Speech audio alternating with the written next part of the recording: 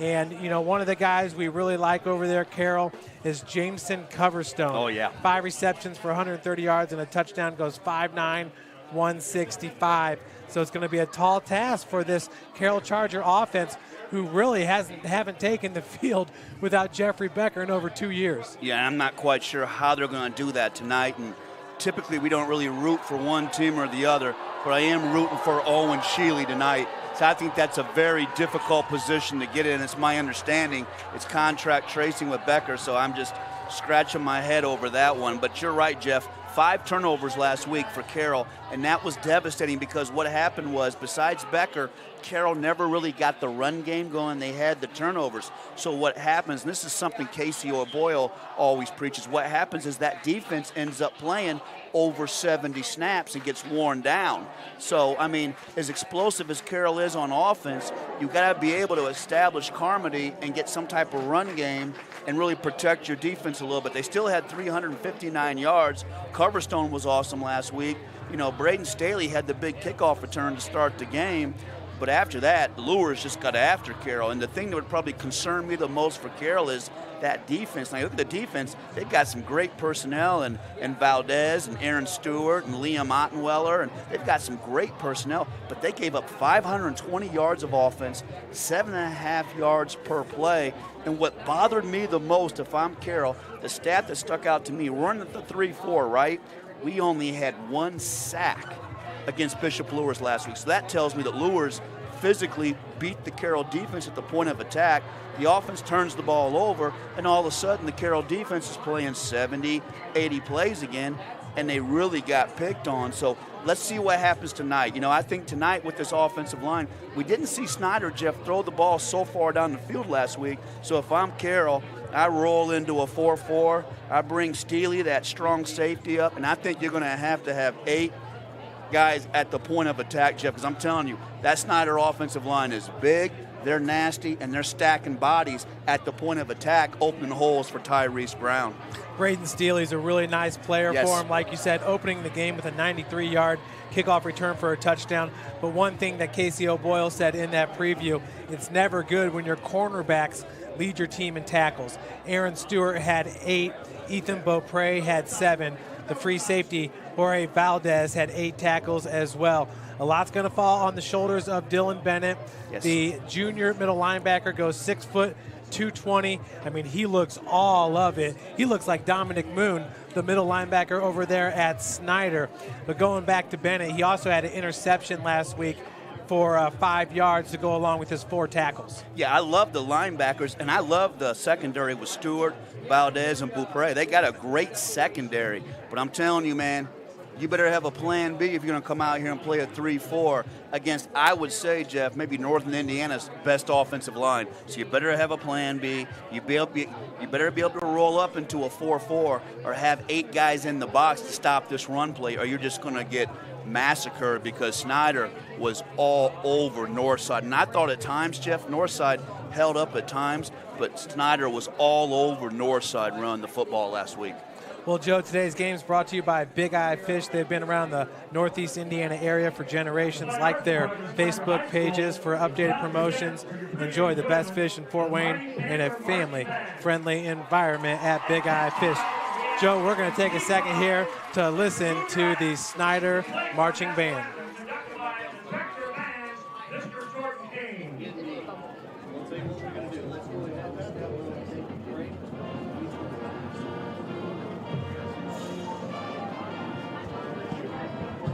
Welcome to the Summit City, home to the 260's dedicated high school athletes and fans. Each victory and celebration captured by our cameras.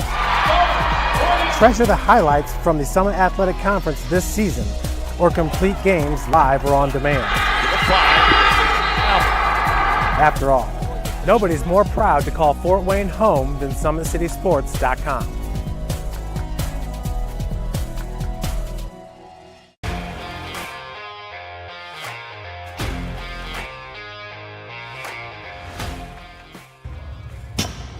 I like to stay active. I try to come in here at least 3 times a week and just get my 1-hour workout in.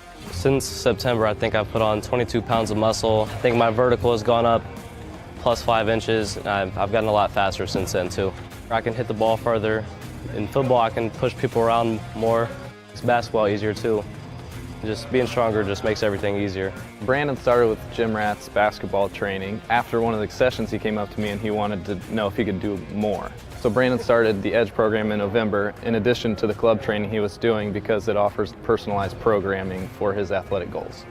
PSN Performance uses a long-term athletic development pyramid. At such a young age, it's really good for Brandon to set the foundation of athletic development. Since he is in season all year round, he has to be ready for all the physical demands. So he does a lot more strength training, just because in basketball he sprints and cuts a lot. In baseball he's doing a lot of sprinting. In football he does a lot of sprinting and jumping. So preparing him to withstand the physical demands of those games, he does a lot more strength training. I like all the lower body stuff the best. I do goblet squats, split squats, back squat, front squat, a lot of those. Tyler knows what's best for me. He always points me in the right direction. He just pushes me to go harder every day.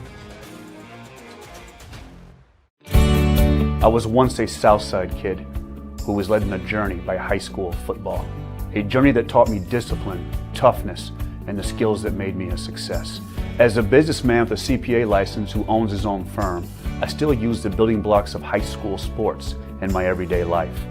Someday sports will end no matter what level you reach, but you will be left with the skills to compete in the next game, the game of life. Thank you for watching Summit City Sports. To help broaden our coverage, we're asking you to become a monthly sponsor to our Patreon account. We produce weekly highlights and live video broadcasts. When the Homestead girls golf team won its first state title in program history, we were there. When Fort Wayne brought back 3 state titles in cross country, we were there. We believe in sharing positive stories and setting the standard for how high school sports should be covered. Join us and donate today.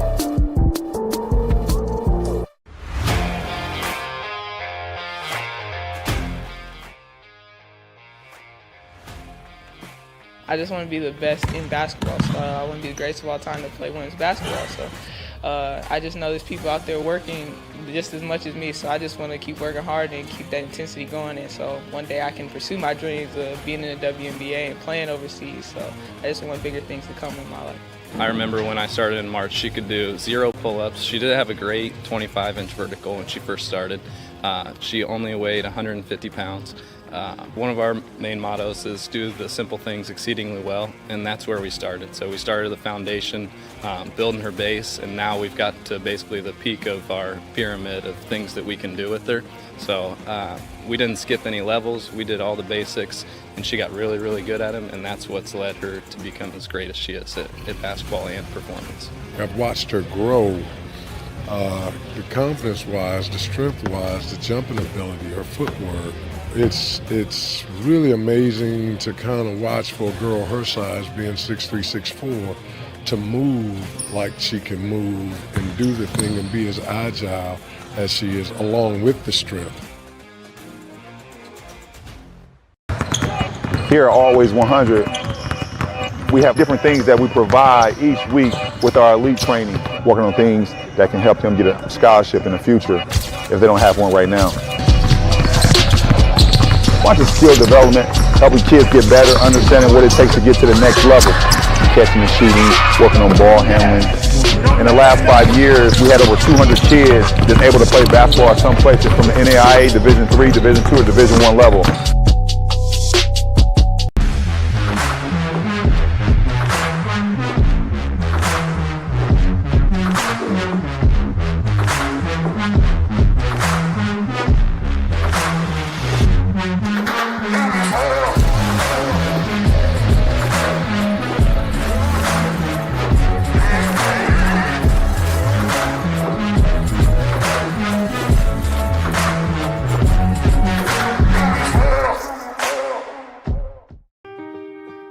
This is an invitation to join a movement propelled by people who care and members who have a share in the place they bank.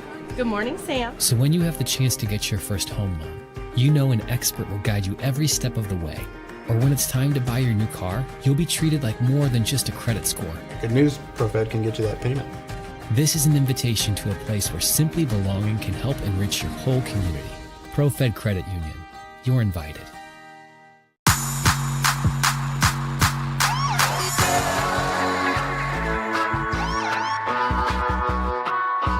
I choose to do whole body cryotherapy after practices, games, and training.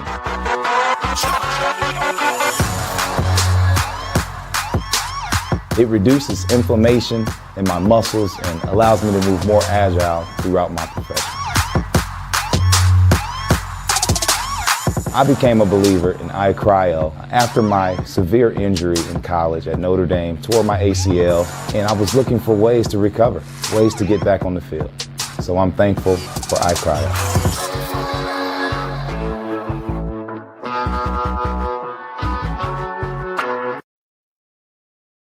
Expunging your criminal record or helping to get your driver's license reinstated, Jolly Law Firm is your answer.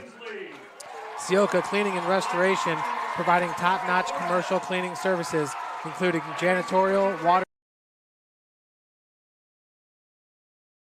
damage, and state-of-the-art disinfecting services throughout Northeast Indiana at Sioka Cleaning and Restoration. Joe, here we are just moments away from this battle. Now this is a much heated rivalry as of late. Doug Dinan's in his 12th year. His 13th year, he was an assistant coach at Snider. His record versus Snider is 2-4, but he won last year 42-12. The year before that, Carroll lost 21-20, but in 2018, Carroll won 38-14. So the Chargers have won two out of the last three, but Snider owns this series against Doug Dinan 2-4.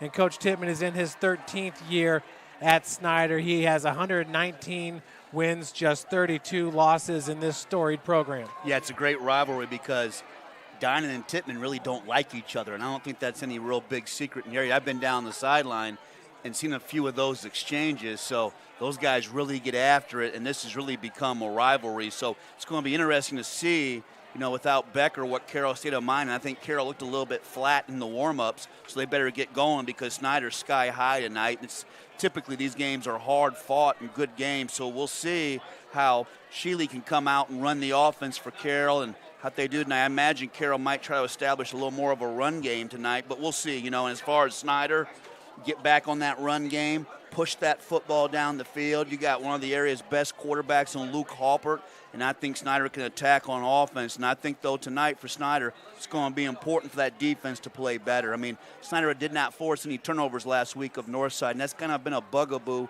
for the Snider defense the last couple of years, but just not forcing a lot of turnovers. So I think tonight's an opportunity with Carroll for Snider to get some turnovers and to really crank it up. And I tell you what, other great games across the area, too. Concordia and Homestead are matching up tonight. Both teams are 1-0 out Southwest, so that'll be a good matchup. Let's see how Northside responds tonight, Jeff. That was Heartbreak City last week, maybe one of the best games we ever saw. How will Northside fare against Dwenger and the new quarterback, Springer, that Dwenger has, and my Archers are back home at the home opener against Northrop. And we'll see how Northrop responds.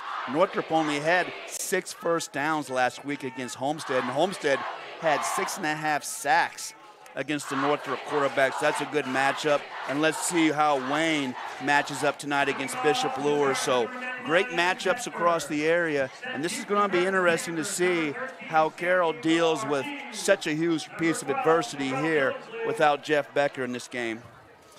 Well, we're going to see Santiago Ortiz back to return it along with number 12, Cadrell Billingsley. Last week, Ortiz had 1 return for 38 yards, one of the top. And Kedrell Billingsley had 1 return for 26 yards. To kick it off for Carroll will be number 99, Evan Jester. Jester does both the kickoff duties and punting duties. He averaged 39.7 yards per punt last week and kicked off 5 times for a total of 233 yards. You know, if you're Carroll, if you're a little bit of an underdog in the game, sometimes you can make up the difference with special teams. So without Jeffrey Becker, it's going to be important that Carroll can win on special teams tonight. So we are off with the kickoff by Jester, and this one's going to be fielded by Billingsley right at the 7-yard line. Billingsley looking to take it right up the gut, tried to cut it outside, but he'll be wrestled down by number 10, Dylan Bennett. Yeah, nice job by Bennett. Bennett chases downfield, drops his pads, and makes the play. So nice coverage that time by Bennett. You know, on that kickoff team, you always want to stay in your lane. That time, Bennett beats the block and makes the tackle. So let's see what Snider can get going. I tell you, that offensive line was just awesome last week. So let's see if Snider can crank it up again, Jeff. Right away with Carroll, it looks like they got 3 down defensive linemen, so they're not going to take your advice to start this game and get into the 4-4, although they will cheat a linebacker down. That's number 12. Actually, yeah, they got a 5-man front now with number 12. That's Maddox Flawed, number 15, Justin Anderson. Offset right of Hopper, man in motion is Billingsley, and they're going to give it to Tyrese Brown. And a nice stop here. That's going to be a gain of about 3 yards. Look at Tyrese Brown still churning ahead. What looked like it might be a 2-3-yard gain is actually going to be closer to a 5-yard gain. Yeah, he's so strong, 6'1", 205. We saw how hard he ran last week. That was pretty good defense, though, by Carroll at the point of attack. Looked like the linebackers, again, Bennett, and looked like maybe Big Jackway out there was involved in that, but Carroll did a nice job of slowing him down. And yeah, and that's going to be rough, Jeff. That's going to be a face mask on Carroll, and that's a devastating penalty to start on the first play. Actually, it's only going to be 5 yards, so it doesn't hurt as much, but after Carroll gets a good defensive stand, you hate to have a face mask. Penalty, first and 10 Panthers from their own 39-yard line.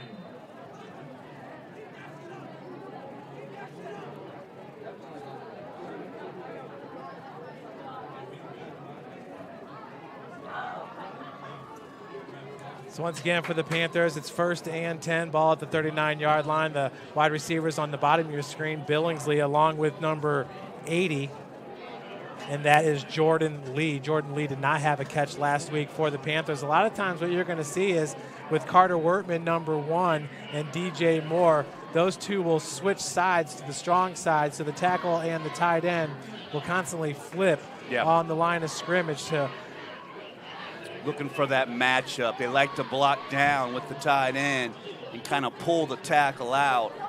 Carroll came out in a 5-man front of 5-2. I like it, but you need one more guy. You need to roll your safety up. You see how your safeties are, Jeff? Your safeties are too deep here. So it's going to be a pistol alignment here. Hopper takes the snap, looking for the wide receiver screen, has Lee, and that is snuffed out as he's hit right away by number 14, Aaron Stewart. Nice play by Aaron Stewart. I watched him over at Traction AP this winter. Fantastic with the feet, 5'10", 170. The senior comes up and shows you why he's one of the area's best corners. So that's an exceptional play by Aaron Stewart. Aaron Stewart is a tough kid and a very confident kid that could play on the next level. Loss of 2 on the play. We got trips to the top of your screen. Once again, a pistol alignment with Hopper. Takes the snap, hands it off to Tyrese Brown. He's hit right away. Yeah, it looked like Mark Murray that time, Jeff, from the nose position. 6'3", 220, the senior. Mark Murray just gets off the block that time and makes that tackle. So that's what Carroll needs. And right now, if I'm Coach Dinan, I'm happy with my front right now because my front's getting off the blocks and making plays. So this is a huge 3rd down for the Carroll defense to get off the field here, Jeff. It'll be 3rd and 9. And, Joe, that's one thing we did not see last week from the Northrop defense is Tyrese Brown getting hit in the backfield. Yeah. And that time, Carroll was able to get after him. And that's how you stop a good back is get some pads on him in the backfield. Brown now offsets to the left. Hopper rolling to his left. Has blockers looking downfield. And he's got Keydrell Billingsley. And that's a catch all the way inside the 10-yard line for Keydrell Billingsley. Looks like they broke it up out there. It's going to be incomplete. I thought he had it, Jeff, but pretty good recovery that time to get back on that play. Looked like that was Bo Prairie that got back there and broke that play up. So I thought Billingsley had it. What a great pass by Hopper to roll to your left. He showed you the arm strength to make that pass, but good defense by Carroll to recover, and they're getting off the field. He sure did show off the arm strength. Yes. So back to punt it for the Panthers.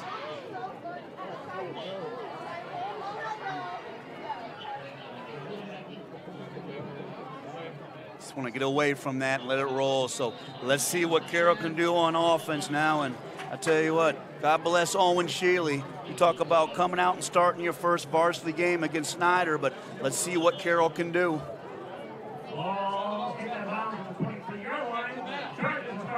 Owen Shealy did see some time last week in that loss against Lures. really try to establish the run game a little bit if I'm Carroll tonight.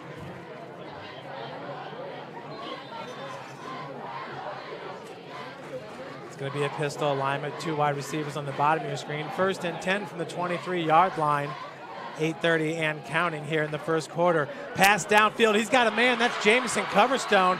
And Coverstone will take it to the 43-yard line. And how about Sheely? Nice pass. Owen plants the back leg and sticks the ball right between the zone. And that's really been the bugaboo for Snider, is they've just been picked on with their defensive backfield. Last week they gave up 271 yards of passing to Northside.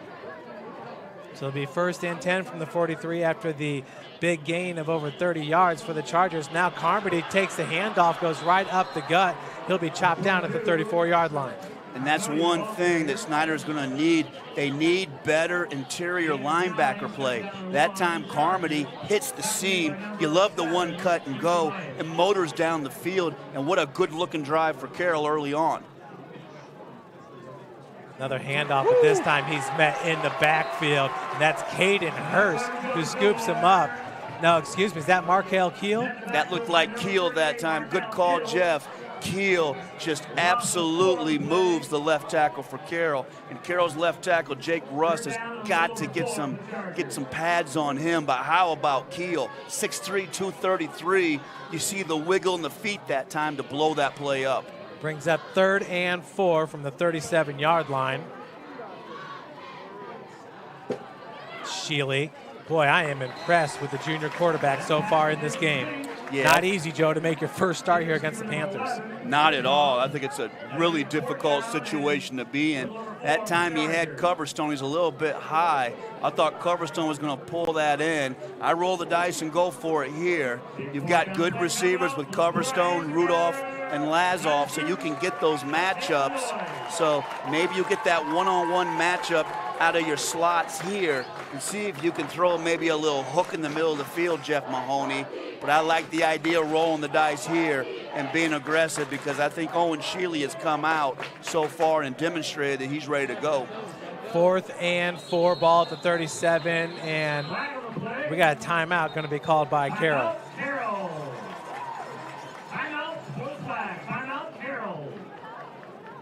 Yep, Carroll was slow getting that play in, so they had to burn a timeout, but that's not a bad timeout. This is a big 4th down here. Go ahead and burn the timeout, get organized, get a feeling for what you like on this play. You got Coverstone. Coverstone had 130 yards of receiving last week, Jeff, and a touchdown, so I like the idea of Coverstone in the slot, and maybe I run an option route. When I say an option route, I give Coverstone the ability to pick. If the linebacker's inside, why don't you take it to the outside? If the linebacker over covers you, come back inside for the hook. So I worked that one-on-one matchup on the left side of the formation with the slot Coverstone out there, Jamison Coverstone, the senior out there. So I think that's a good matchup for Carroll. So good start, though, for the Carroll offense. A first down here would be big to get going for Carroll.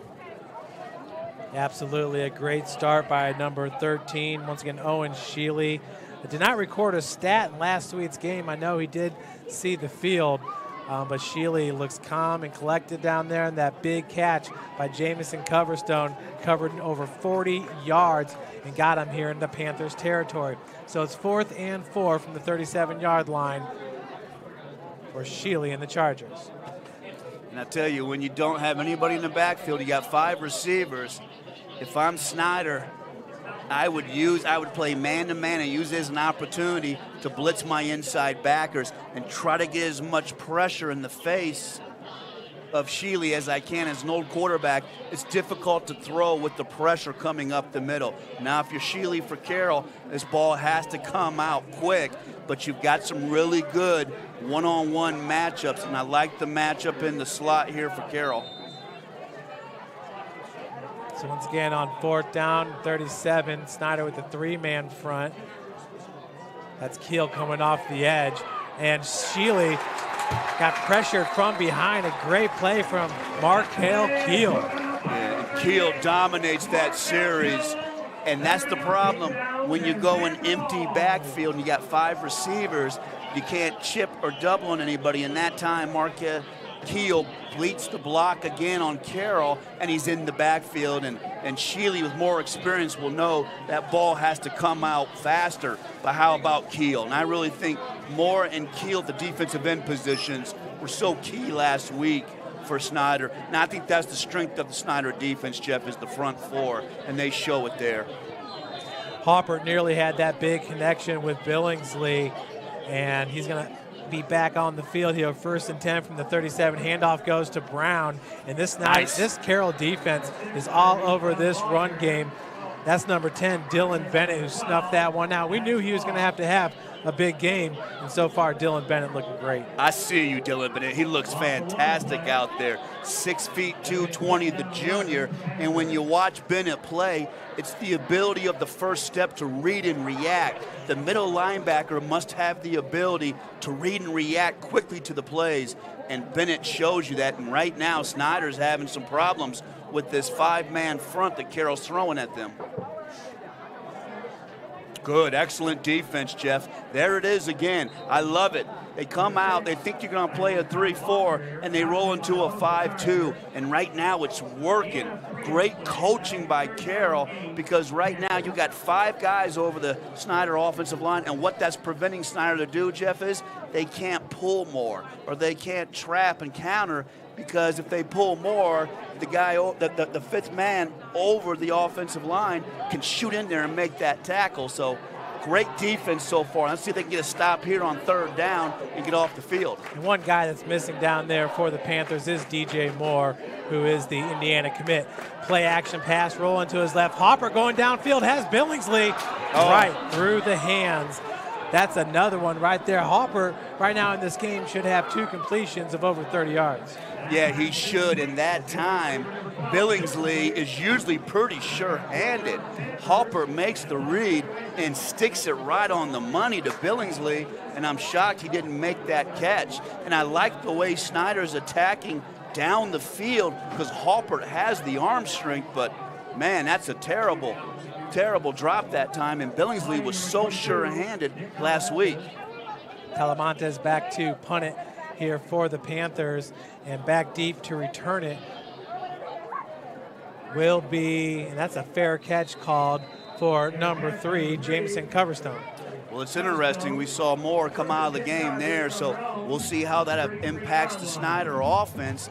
Now let's see what the Snider defense can do, but a couple of missed opportunities that time for Snider to cash in on the big passes. Let's see what Carroll does. If Carroll can come out and continue with an attack, or maybe get Luke Carmody a little bit more involved in the game. So I really like it when they leave Carmody in the backfield and attack that way. So let's see. Very interesting start. Both teams having a little bit of issues on offense. 1st and 10, Carroll will have the ball for their 2nd possession there at the 33-yard line. Taking an extra long break here as the players are getting watered up. Yeah, with the heat and everything. Heat's definitely an issue, and that could be why maybe possibly DJ Moore was getting a blow there. We just don't know, but yeah, they got to really make sure the kids get the water, and I'm good with that. But it's going to be interesting. I'm going to tell you what, Carroll's got some adversity, but Carroll's got some players. I'm so impressed with Dylan Bennett early on, Jeff. Carroll needs that strength at that middle linebacker position. You know, when you look at the tape last week for Carroll, Carroll had moments where they dominated Bishop Lures, but you're just not going to win with the 5 turnovers. And in Jeffrey Becker's defense, the 1 interception was just right out of his receiver's hands. So Becker was solid last week and dominated, but Carroll needs more players to step up and be involved, and they have to play cleaner football. But I like what I see so far by the Carroll defense. Gabe Starks in the slot. Pistol alignment here for the Chargers and Shealy. Handoff goes to Carmody. Does a good job of reading his blockers. He's going to fall forward for a gain of about 4 yards for Luke Carmody. Strong start to the game for number 22. Yeah, he's a good ball player. 5'10", 175, and he has really good feet. He only got 10 carries last week for 4.5 yards. He's a kid that needs to get the ball about 15, 20 times a game to really be effective. Brings up 2nd and 5. Once again, Nice. Carmody off the right edge, and looks like he'll fall forward for a first down. And that's what he can give to you. Just continue to run Luke Carmody on 1st and 2nd down. Shorten the game a little bit. Give your defense a blow, and you've got something, Jeff, because Carmody has the ability with the one cut to make the play for you. And what that's going to do is it's going to make those backers cheat up, and then you can attack with your pass game. So Snider going to go with a heavier alignment. Running onto the field is number 77. That's DJ Moore. Full house backfield, and they're going to give it to, I believe that was Dylan Bennett, number 10, who falls forward for the first down. And I tell you what, nice run by Dylan Bennett. I typically am not crazy about the full house backfield in that situation, Jeff, but man, did Dylan Bennett look good. I wouldn't mind seeing Dylan Bennett maybe a little bit in the I formation at tailback, but nice conversion by Carroll. Flex formation, the quick out pass goes to Coverstone, makes one guy miss. Jamerson Coverstone taking it down the sideline, 45 yards for a touchdown, 55 yards as Carroll gets on the board first. 7-0. And you like Coverstone. Coverstone has the feet and the wiggle, and that time Snider has some confusion getting lined up. Looked like maybe that was Ortiz out there that got beat on that play, but look how Sheely is so confident to get that football out, makes the pass, Coverstone makes the move, and Carroll's on the board, and that has been the issue of the Snider defense the last 2 to 3 years. They have just had poor play in the defensive backfield. There was a flag on the play, and it's going to go against Snider. It will be declined and waved off, so Snider just seemed like they were kind of slow getting lined up there. I don't know if they were switching the personnel off, but Sheely spotted that, and then Sheely got that ball so quickly to Coverstone, which allows him to make the moves. But how about Coverstone? Man, can Coverstone have some wheels, and can he roll, Jeff? Had 130 yards and a touchdown last week and already strikes here. So right now you feel like Snider's back on their heels. Snider's good with the front four, but that back seven has a lot of questions right now for that Snider defense. And how impressed are you with the play of quarterback Sheely? Yes. This is Sebastian Lopez in for the PAT. Is that blocked there? Yeah, that was blocked from the edge by Snider. So that's a good play out there by the Snider special teams. Checking for a number to see who blocked that. Looked like that was number 13. Ortiz came back and blocked that. But yeah, you're right. I am impressed with Owen Sheely to come out here. Played a little bit last week, but to come out and get a varsity start, he has been sharp. The ball's coming out fast, and Carroll's off and running, so that puts the pressure on the Snider offense now, Jeff. So 3:31 left to play. Carroll gets on the board first. 6-0 here against these Panthers.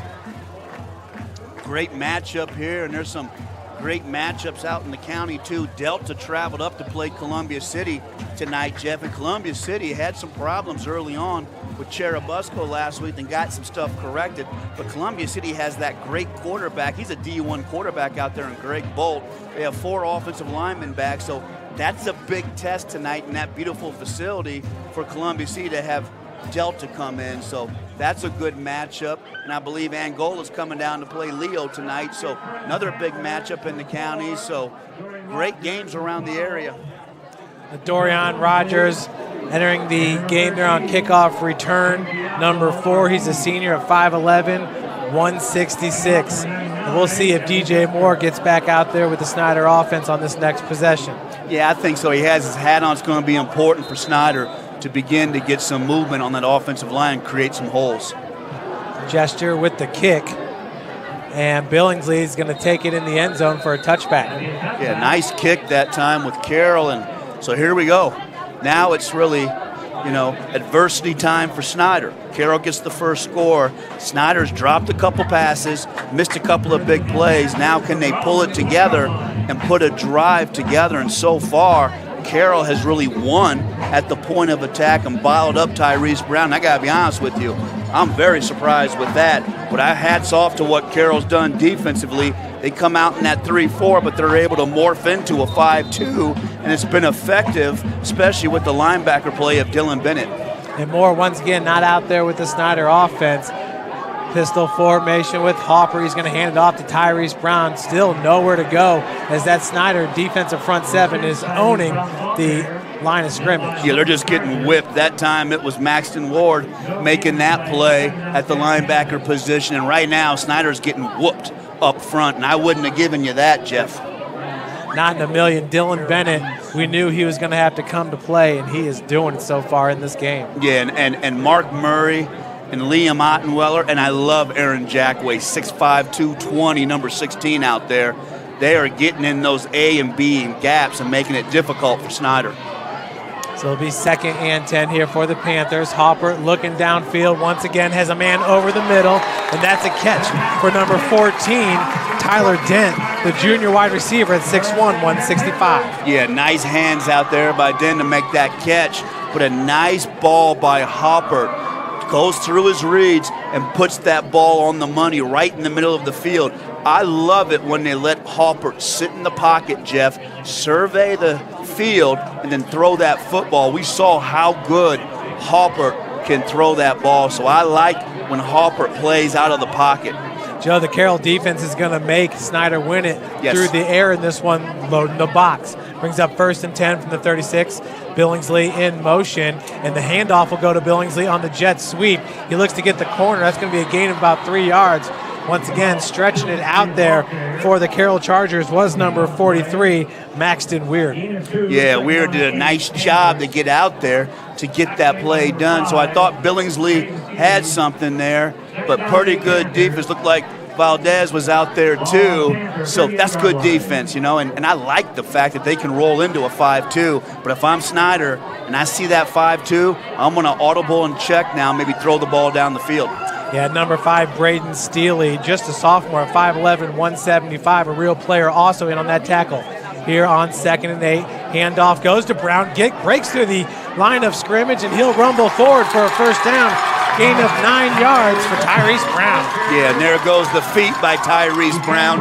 The discipline of staying in the hole, and a nice run that time. And they caught Carroll in a 4-2 that time. I think if you're Carroll, you got to just be committed to that 5-2. Because really, when you have 5 guys up front at offensive line, they can't really pull and do a lot of things. But that time, Snider gets the hole open. And, man, you hate to see Brown get warmed up and really get running downhill on you. At 6'1", 210, Brown sure can get skinny in the hole. 1st and 10 from the 48-yard line.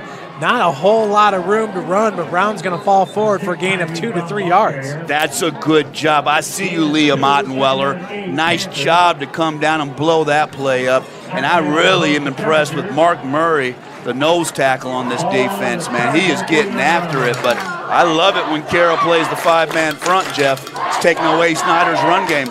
Liam Ottenweller, number 32, a 3-year starter for the Chargers here, had 5 tackles and a tackle for loss last week against Lures. Lee and Billingsley on the bottom of your screen, and that's Tyrese Brown lined up right behind Hopper here on 2nd and 7. Finds Billingsley, and he makes the grab. It looks like the loss of forward progression will give him about a 2-yard gain.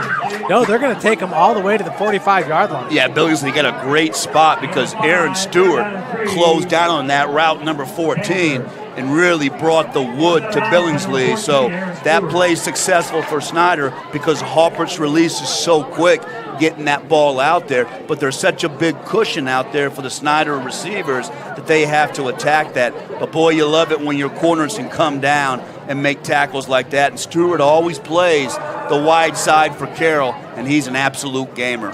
Joe, that will do it for the end of the first quarter here. Carroll up 6-0. Snider starting to find their way. We'll see if big DJ Moore will be able to get in this game for the Snider offense. You're watching Indiana High School football here on Summit City Sports.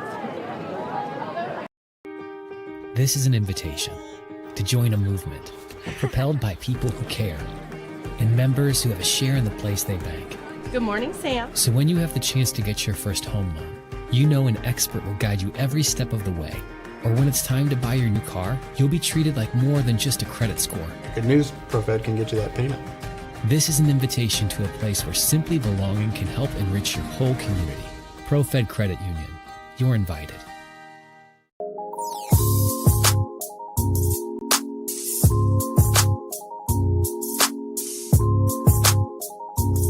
There are tons of benefits to using compression therapy, but my favorite are speeding up muscle recovery, reducing swelling and inflammation, and improving my athletic performance.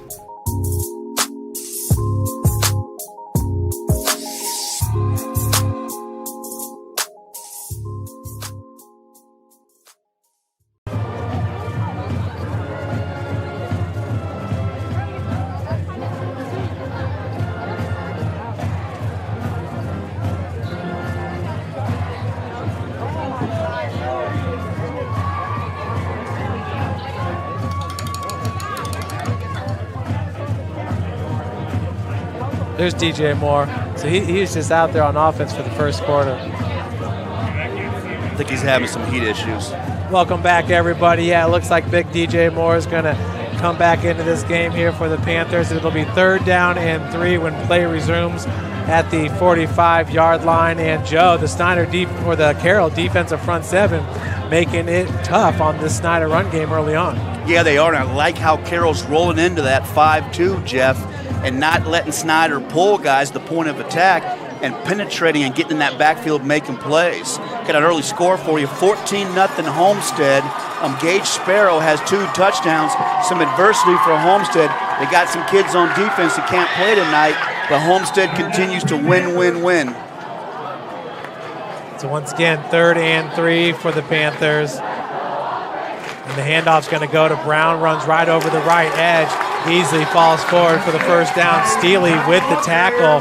That's a gain of about 7 yards for Tyrese Brown and the Panthers. And Brown is so good with the one cut, Jeff, and you just got to almost get your pads on him in the backfield. That time you see the patience, you see him wait for the hole to open, and that's a big first down for Snider. So bookmark that play. Let's see what happens the rest of this drive. But boy, does Tyrese Brown, like you said, Jeff, he gets skinny in the hole and blasts through those holes. Billingsley and Juarez on the bottom of your screen. The handoff once again goes to Brown. Beautiful. Look at that stutter. That was just enough for that hole to open as Brown takes it all the way to the 24-yard line. That'll be a gain of 14 yards for the senior. He reminds me of Le'Veon Bell, the way he runs that football. He has that ability to stutter, to stop, to cut in the dime. That time, he just stutters for a moment and sets the block up and then grinds downfield. So this is a great drive for Tyrese Brown. Obviously, the huge game last week, 3 touchdowns, almost 4. If it wasn't for Tay taking the ball away from him, but huge game last week, and he's starting to get loose tonight. So a couple of big runs there. Brings up 1st and 10 from the 24-yard line. This is the 3rd offensive series of the game here for the Panthers. They are rolling. Brown, and that's going to be a fake handoff as Hopper takes it around the left side.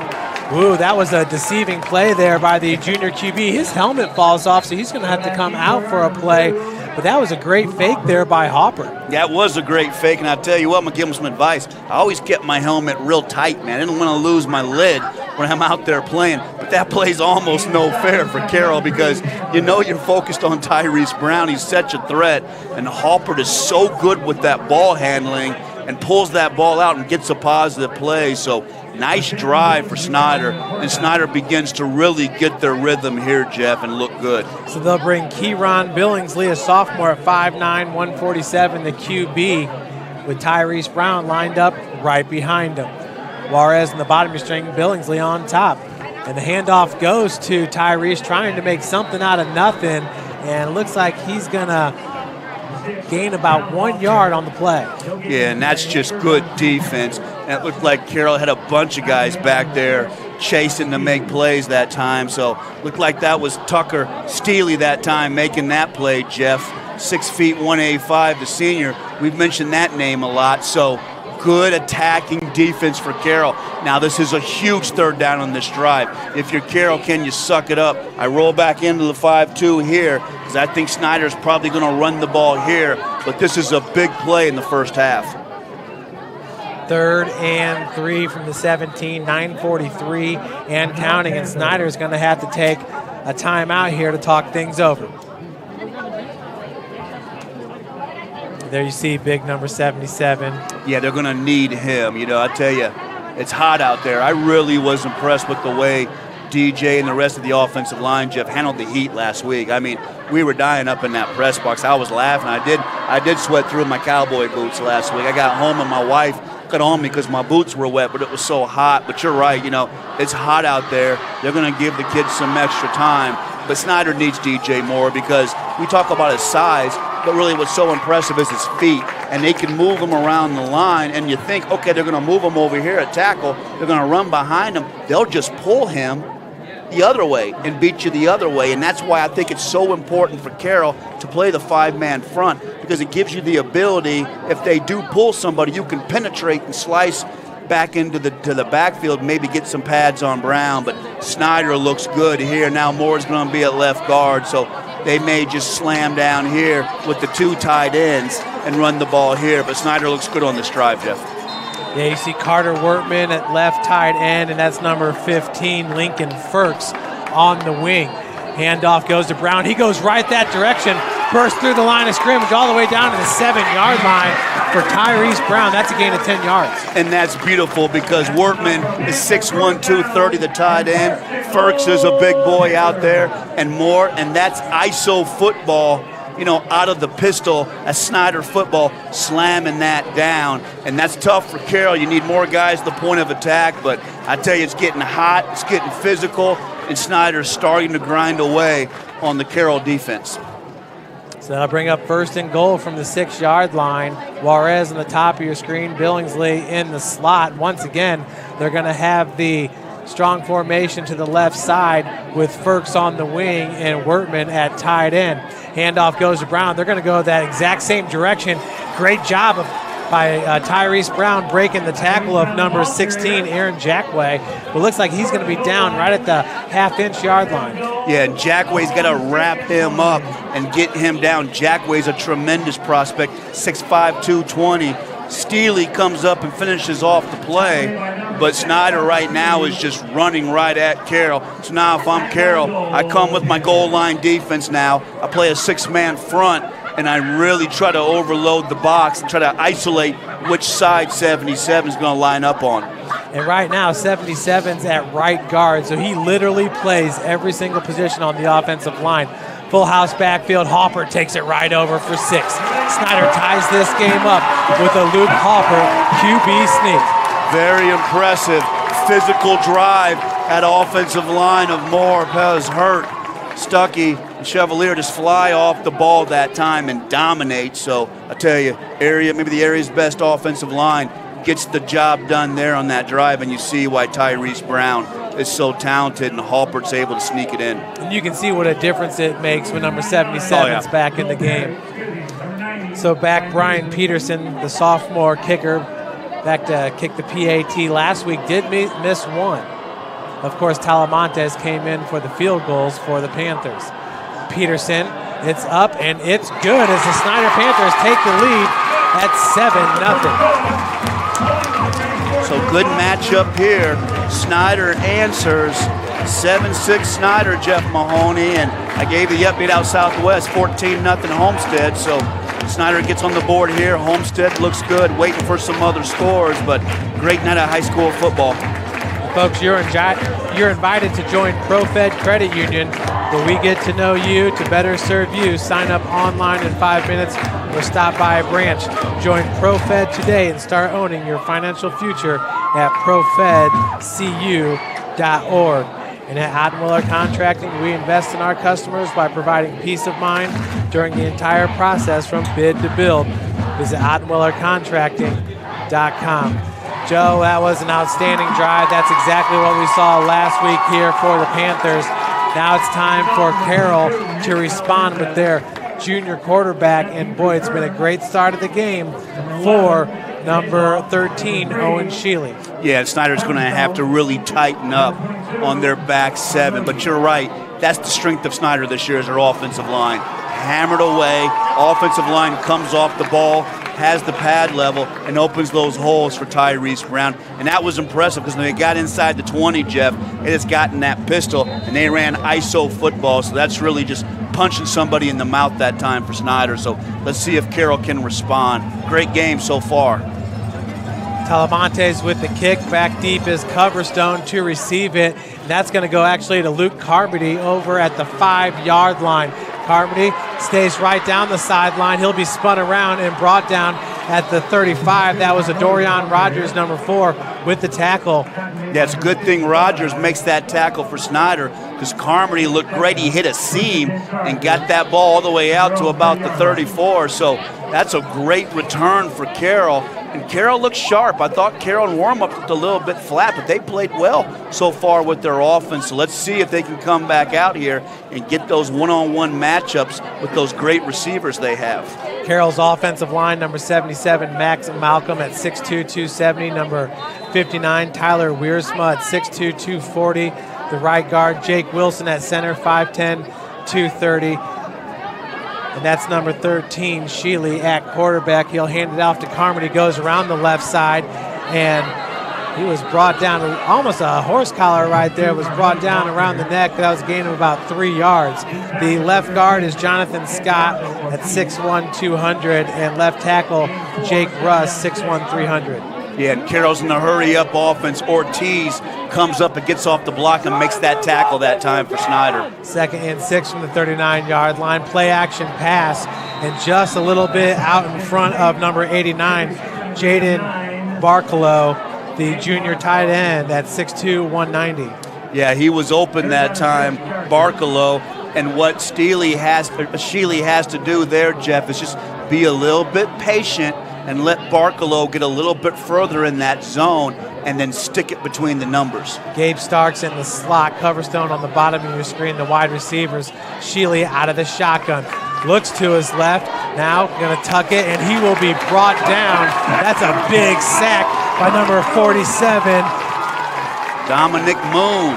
And I tell you what, we've been looking for Dominic Moon to be more of a factor, and that time he is. He beats the block on the inside blitz. I like it, the fact that Snider blitzed the inside backers, Jeff.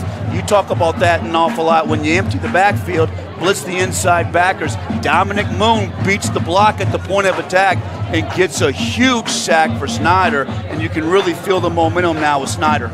Dominic Moon last week, 2nd on the team with 8 tackles. That's going to be number 12, Billingsley, along with Kamari Juarez, deep to return the punt. Jester's punt is off, and it is going to be Juarez. Cuts to his left. He's got room to run. Juarez, a nice job of holding up by number 4. Juarez down the sideline, gets past Jester. Wow, Kamari Juarez all the way to the 14-yard line. And you're going to have an illegal block in the back. Juarez shows you the speed and the moves, but he sprung because of an illegal block in the back. So that illegal block was back here at about the 35. So that ball is going to come all the way back down to about inside Snider's 30-yard line. So great moves by Juarez, but the illegal block on the bottom of the screen is what springs them, Jeff. And it's so hard. You run down, and you know you're not supposed to hit him in the back, and the guy's right there. And it's so hard for guys to lay off and not put the pads on that guy on that. But that's a good call by the officiating crew to catch that, and that's a huge penalty and a big break for Carroll because that's going to push Snider back probably to about their 25. So let's see if Snider now can crank back up that run game. Joe, you saw the electricity that Kamari Juarez brings there in the special teams, and we're just waiting for him to really get going on offense as well. So it'll be Snider's first and 10 from the 25-yard line. And I think you make a great point. I think, you could do some one-on-one attack a little bit with Juarez because Juarez is 5'11", about 170, but he is sneaky quick, and he could be quite a weapon. Snider's offensive line, DJ Moore, Jordan Chevalier, Aiden Pels as the handoff goes to Tyrese Brown. Beautiful. Once again, you get to Brown in the backfield. That is the recipe for success, and finishing him off was number 32 there, Liam Ottenweller. Ottenweller's awesome, 6'3", 225, plays the defensive end. Ottenweller could really have a home on the next level at outside backer and roll into the point where he would rush the passer. He's a very versatile player, and he's very strong at the point of attack, and that time just beats that block and makes the play. Brings up 2nd and 11 from the 24-yard line. Once again, looks like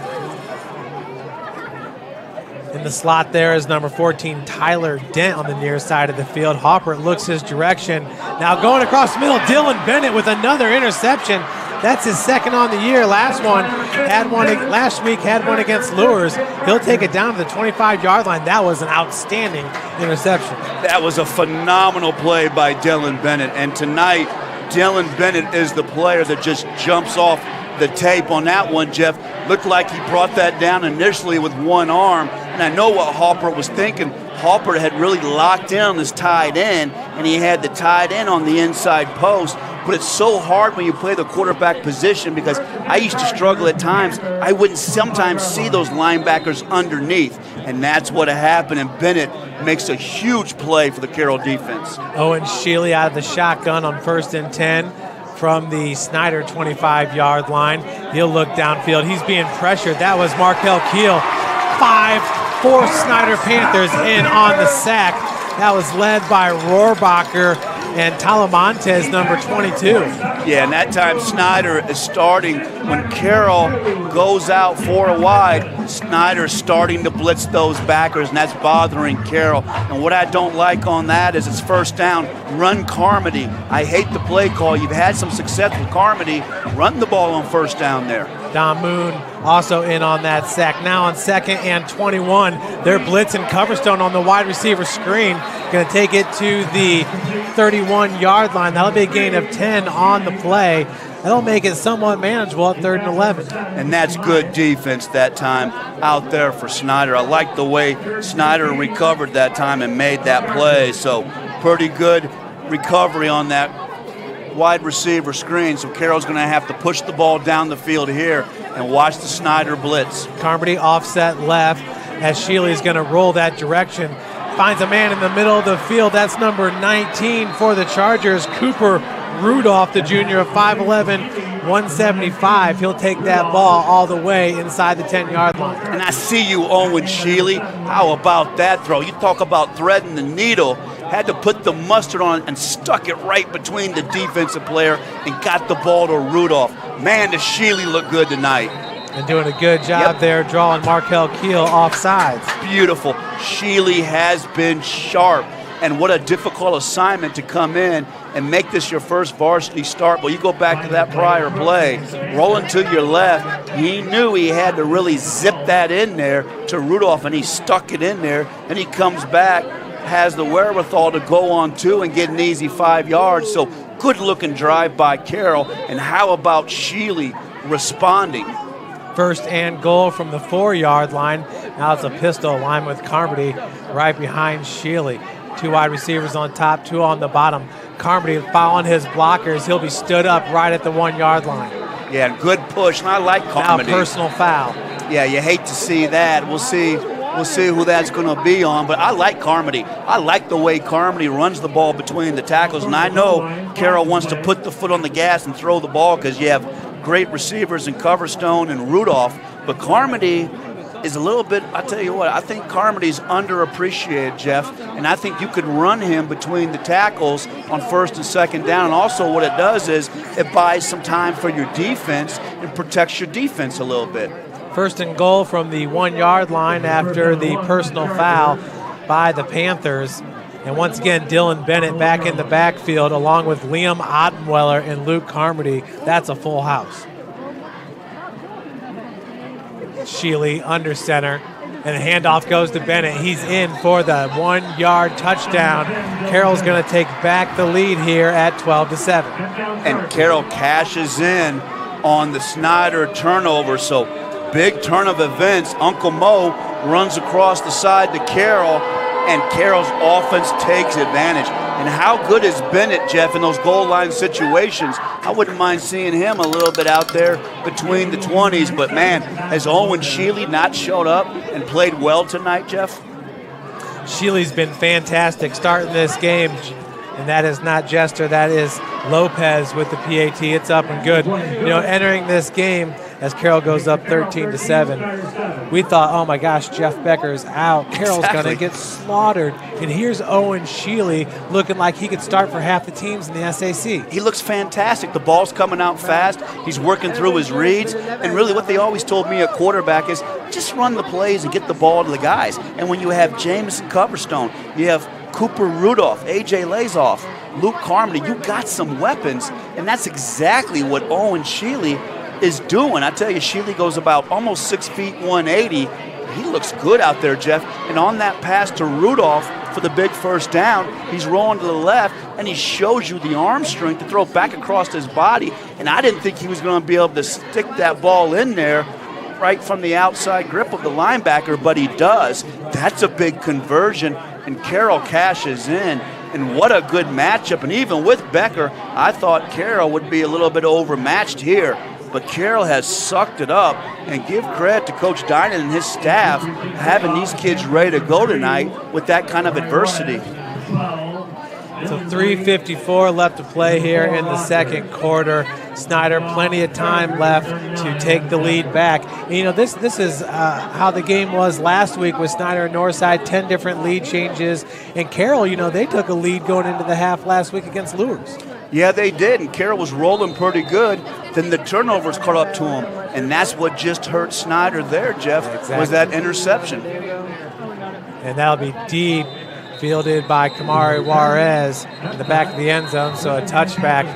Losing his helmet there was, it looks like Santiago Ortiz for the Panthers. No, that was number 7. Quincy Myatt. Quincy Myatt led the team last week with 9 tackles.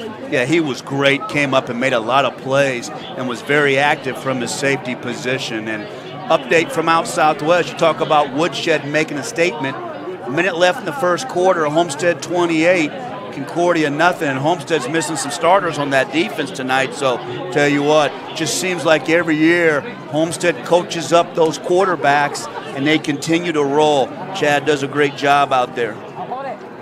The first and 10, yeah, we were going over that 5-week span with Evan Ormsby. You know, in 3 weeks, he had 16 touchdown passes. Unbelievable. That's a season for some QBs. First and 10 from the 20-yard line. And in the backfield there for the Panthers is Langston Level. Level, a junior at 6'3", 197. Handoff goes to Level. Does a great job dancing through the hole. And he'll take it all the way to the 41-yard line, gain a 21 on the play for the junior Langston Level. Level is a heck of a football player. You said it, Jeff, about 6'3", 200. Ran hard last year and broke his collarbone the game against Homestead to put him out. But the Homestead kids had tremendous respect for the way Level ran that football, and you see it there. Really drops his pads and gets upfield. Lincoln Ferks at the left wing, Carter Wortman left tight end for the Panthers as Hopper once again hands it to Level. He's going to go to the weak side of the O-line and trying to spin forward. That's going to be a short gain of about a yard on the play. Good job of stretching it out there by the Carroll defense. I believe that was Liam Ottenweller leading the charge. Yeah, that was Ottenweller, and Steely came down, and Valdez, and that's good defense by Carroll, because I thought that time Snider was going to get that corner, and that was going to be a pretty good gain that time for Level. But Carroll shows you the speed and the ability to get off the blocks. At times tonight, Carroll has really excelled at getting off the blocks at the point of attack. Second 8 from the 43-yard line for the Panthers. Tyrese Brown back into the game. Quick pass out of the flats to Billingsley. Follows the block of Kamari Juarez for the first down. That's great blocking out there by Juarez. And that's what you love. Juarez doesn't get the ball, but he makes the key play on that, getting the block so Billingsley can get up the field. Billingsley shows you those hands. Billingsley had that huge catch on that last drive last week across the middle that really allowed Snider to get down the field and get that field goal. But I like how Hopper gets that football out so fast, Jeff. First and 10 now from the 47-yard line. Hopper takes a high snap, hands off to Brown takes it all the way to the 40. That's a 7-yard gain. Yeah, and I tell you, it's effective when Snider's got those tight ends in the game. That time Snider comes in with the 2 tight end set, and they just got more guys at the point of attack than Carroll does. And Brown is such a patient runner to wait for that hole and to make that play. Jordan Lee comes into the game. Out of the game is Billingsley for the Panthers. On the top of your screen is Juarez. 2nd and 3 from the 40-yard line, and fake handoff. Hopper's going to take it himself, trying to make a man miss. Spins down to about the 35-yard line for a first down. Hopper's got some moves for a quarterback, huh, Jeff? How about that time? Gave you a little juke and a little spin move, so. That was Hopper with a little shake and bake in the open field. He's got some wheels, doesn't he? So he shows you the athletic ability, and Snider moves the chains. And, you know, got to watch the clock now. A little over a minute left in the first half, so you want to get down and get some points. 1st and 10 from the 35-yard line. Hopper going to keep it himself. Great on the RPO. Falls forward all the way to the 26-yard line. And if you're Carroll right now, you just want to make that tackle and get them down because we're coming under a minute left. So you just want to hang in there, keep him in front of you, and make that tackle. And Snider's probably going to have to throw the football here. So if you're Carroll, this is where you really need to tighten up your coverage with about 45 seconds left in the half. 2nd and 1 from the 26-yard line. Hopper gives it right to Brown. Brown with a huge hole, breaking tackles. Bennett makes the tackle without his helmet on, but not before Brown takes it to the 15. That's a huge gain of about 17 yards on the play. Yeah, and Brown looks great. And when Carroll comes out in that 3-4, Snider is audibling to that run game. So if you're Carroll, I think you're really going to have to just be committed to that 5-man front the rest of the way because you just can't win at the point of attack in that 3-4. I'd stay in the 5-2. I'm good in the back end with Stewart, Beaupre, and Valdez to play man-to-man. 1st and 10 from the 15-yard line, and the clock stopped at 39 seconds. So Snider, a very impressive drive here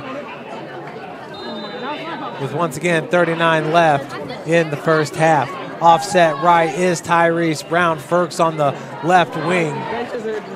Hopper looking and has a man right on the sideline. That's Kamari Juarez. That's the sideline drill there, Joe. Yeah, it is. And Juarez makes the move on Stewart that time. And Stewart has to recognize situational football with that. You have the help to the inside. You know Juarez is going to break off that route and get outside. You got to come up and take the outside away because if you make the tackle, it's going to make that clock run. So Aaron Stewart's got to do a better job of locking down Juarez out there. 1st and goal now from the 4-yard line for the Panthers. 28 seconds remain. Handoff goes to Brown. Huge hole, and that's a touchdown. Panthers going to tie this game up at 13. Good looking drive. Good team's answer. Hopper throws the pick on the possession before, comes back and engineers Snider right down the field. So that's a great looking drive for Snider to grab that momentum before a halftime. So Peterson back in for the PAT, was good on his first attempt. Wow, this game is really turning into something, Joe. Boy, you know how to pick them. That's why I hang out with you. You know how to pick the games, brother. Peterson waiting for the snap. Bennett right up the middle of the linebacker. That one is up and in.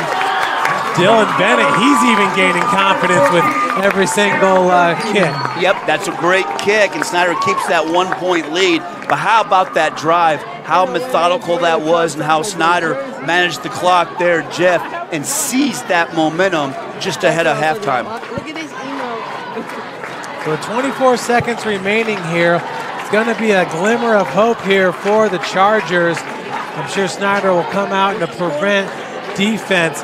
Owen Shealy, what do you think? Do you try a couple passes downfield if you're Doug Dynan and the Carroll Chargers?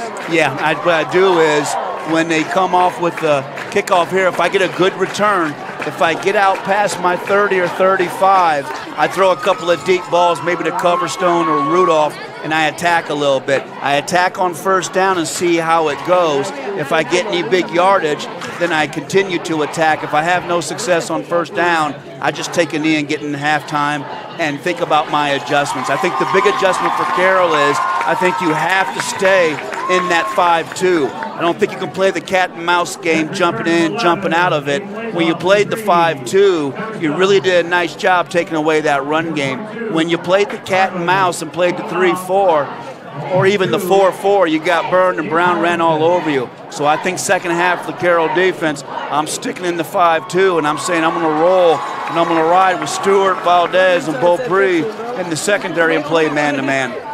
Talamantes to kick it off. Once again, Coverstone back deep, along with Luke Carmody, who fielded the last kickoff, and A.J. Lazoff, the senior, at 5'10", 175. Talamantes got a big leg, and I found out this past week that he actually goes to some kicking camps. I tell you, it paid off at the end of that game. I never saw a kid kick a 47-yard field goal in the first half and see it that poor, and then come back with the game on the line and drill the same kick in the second half. It just shows you how kids respond in certain moments and what a winner Talamantes is. And the confidence that Coach Tippmann has. So the squib kick going to be taken by the up man, goes right through the legs, and that was perfectly played there by the Panthers, as Carroll will have the ball on their own 28-yard line with 22 seconds left. Yeah, and you got to get on that ball or scoop that up and try to get some positive yards. So that was a chance to get some field position, but Snider hustles down and makes the play and takes that away. So I think you got to be careful here. You don't want to turn the ball over. I think you maybe attack a little bit on first down, but you attack down the field. I would be very, very careful here. It's number 13, Owen Shealy, making a name for himself on this Friday night in week number 2 in Northeast Indiana. Snider looking to come off the edge. Carmody going to follow his blockers. Looks like Carroll's going to play it safe here. Carmody says, I'll take 9 yards. And I burn a timeout here. Now I'm in pretty good position. Now I throw the ball downfield to Coverstone, see if I can't get a break and make a big play. Shealy looking to his right, has Coverstone, and that's going to be a catch.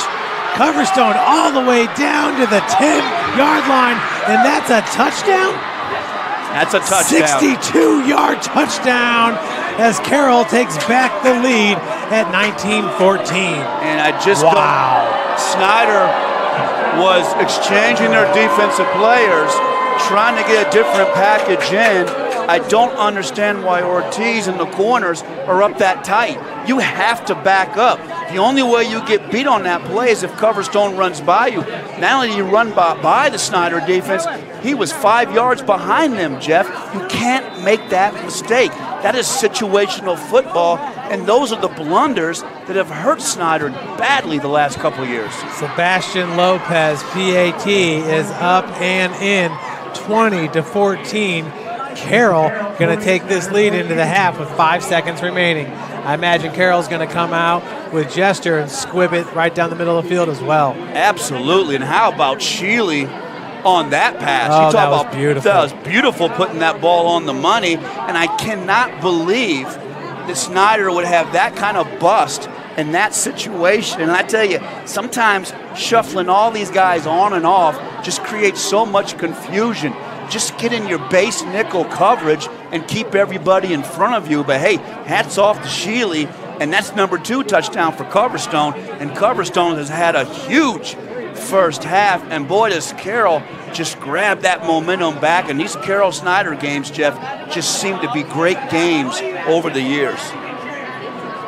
Yeah, we talked about that. The last 3 years, it's Carroll winning 2 out of the 3. Last year, 42-12. The year before, Snider 21-20. The year before that, 38-14. Carroll and Snider winning the 3 meetings before those 3. I'd be upset if I'm Coach Tippmann at halftime. We've had some moments where we've dominated this game, but we have really had some busts on our defense. And I think that's the second time that's the second touchdown, obviously, for Coverstone, Jeff. But even the first touchdown, Snider had a bust and wasn't lined up right.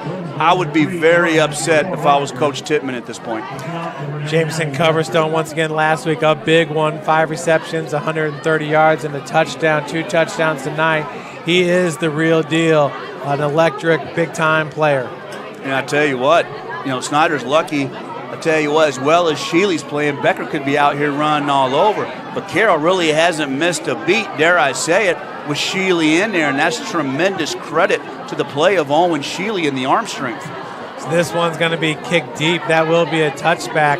Snider will have it 1st and 10 from the 20-yard line with 5 seconds to go. That's going to be interesting in the second half how Snider responds, because if you remember last week, Tay made that big play and got that touchdown right at the end of the half to put Northside ahead. So this kind of feels the same way. Snider was able to suck it up and find the answer and grind away with their offensive line the second half. But, boy, Carroll seems pretty game with their defense at times, and it's going to be a great second half of football. Wow. I'm just stunned that they were in that package, and I'm stunned that Ortiz was up that tight on Coverstone. The only way you get beat if he runs by you, and that's exactly what happened. So it looks like Snider's just going to kneel it here and go into the half down by 6. And that's exactly what's going to happen. So Carroll Chargers, big play. Jamison Coverstone with a 62-yard touchdown right before the end of the first half, and Carroll takes a 20-14 lead into the break. Folks, we'll be right back with you with more from SummitCitySports.com. It's halftime. Let's go outside and hit that Kona ice truck and the Tom's coffee truck. They're just outside the gates. Actually, they're inside the gates tonight. The Kona ice truck and the Tom's coffee truck on the Snider side. Is it getting out okay, Pat? The sun's getting better now. That first quarter and a half, I was like, I couldn't see. Yeah. Is it getting out on YouTube, though? It's like, keep the camera around. I'm not sure if the game's... No, it's on vCloud. Oh, is it?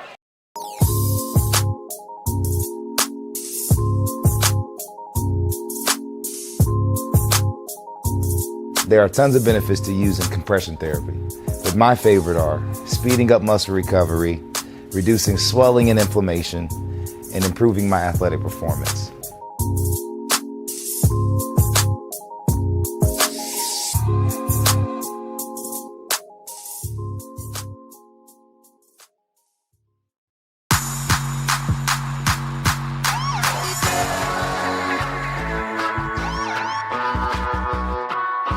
I choose to do whole body cryotherapy after practices, games, and training.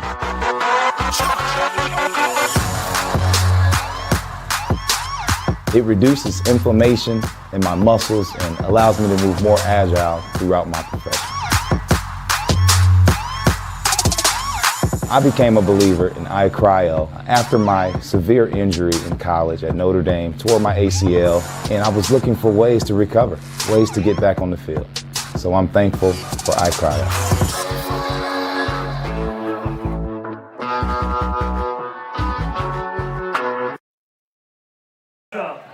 Warriors in band, who plays the tuba. Welcome to the Summit City, home to the 260s dedicated high school athletes and fans. Each victory and celebration captured by our camera.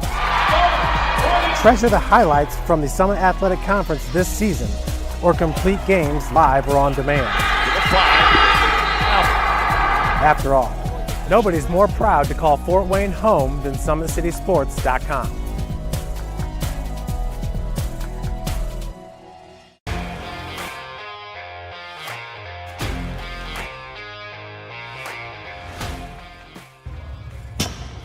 I like to stay active. I try to come in here at least 3 times a week and just get my 1-hour workout in. Since September, I think I've put on 22 pounds of muscle. I think my vertical has gone up plus 5 inches. I've gotten a lot faster since then too. I can hit the ball further. In football, I can push people around more. It's basketball easier too. Just being stronger just makes everything easier. Brandon started with gym rats basketball training. After one of the sessions, he came up to me and he wanted to know if he could do more. So Brandon started the EDGE program in November, in addition to the club training he was doing, because it offers personalized programming for his athletic goals. PSN Performance uses a long-term athletic development pyramid. At such a young age, it's really good for Brandon to set the foundation of athletic development.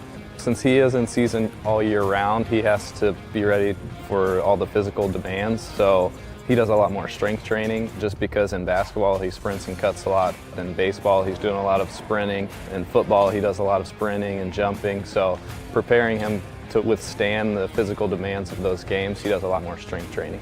I like all the lower body stuff the best. I do goblet squats, split squats, back squat, front squat, a lot of those. Tyler knows what's best for me. He always points me in the right direction. He just pushes me to go harder every day. I was once a Southside kid who was led on a journey by high school football. A journey that taught me discipline, toughness, and the skills that made me a success. As a businessman with a CPA license who owns his own firm, I still use the building blocks of high school sports in my everyday life. Someday sports will end no matter what level you reach, but you will be left with the skills to compete in the next game, the game of life. Thank you for watching Summit City Sports. To help broaden our coverage, we're asking you to become a monthly sponsor to our Patreon account. We produce weekly highlights and live video broadcast. When the Homestead girls golf team won its first state title in program history, we were there. When Fort Wayne brought back 3 state titles in cross country, we were there. We believe in sharing positive stories and setting the standard for how high school sports should be covered. Join us and donate today.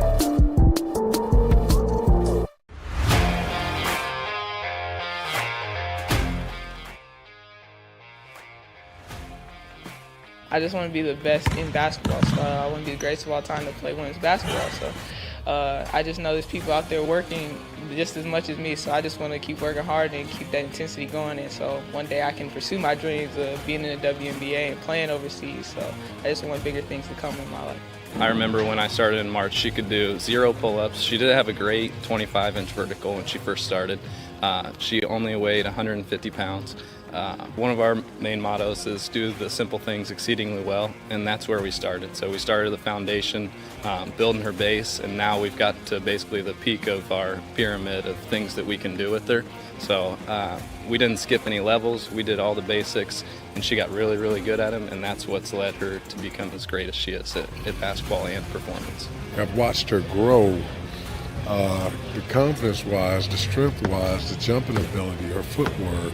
It's really amazing to kind of watch for a girl her size, being 6'3", 6'4", to move like she can move and do the thing and be as agile as she is, along with the strength. Here at Always 100, we have different things that we provide each week with our elite training, working on things that can help them get a scholarship in the future if they don't have one right now. Watching skill development, helping kids get better, understanding what it takes to get to the next level. Catching and shooting, working on ball handling. In the last 5 years, we had over 200 kids that's able to play basketball at some places from the NAIA, Division III, Division II, or Division I level.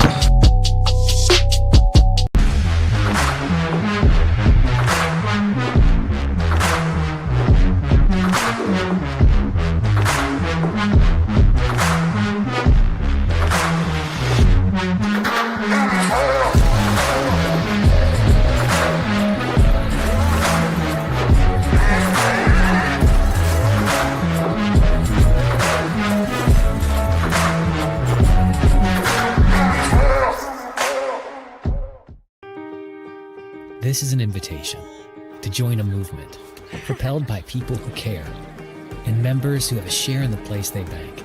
Good morning, Sam. So when you have the chance to get your first home loan, you know an expert will guide you every step of the way. Or when it's time to buy your new car, you'll be treated like more than just a credit score. Good news, ProFed can get you that payment. This is an invitation to a place where simply belonging can help enrich your whole community. ProFed Credit Union. You're invited.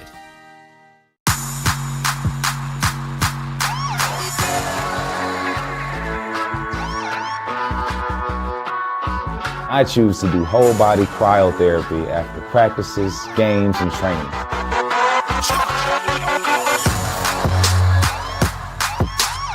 It reduces inflammation in my muscles and allows me to move more agile throughout my profession. I became a believer in iCryo after my severe injury in college at Notre Dame, tore my ACL, and I was looking for ways to recover, ways to get back on the field. So I'm thankful for iCryo.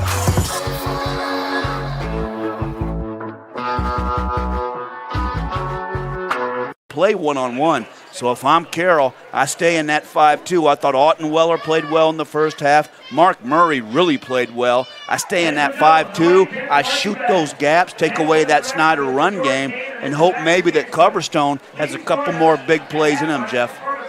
Joe, let's take a listen to this Snider band. We'll take a break for a second. Let the people enjoy the black and gold marching band.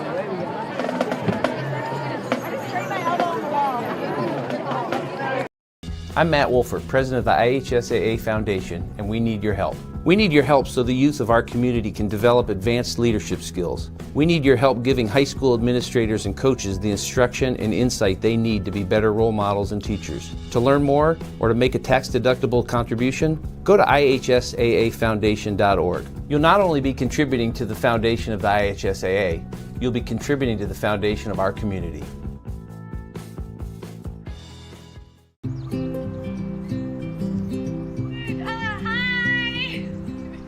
You're good at making big announcements.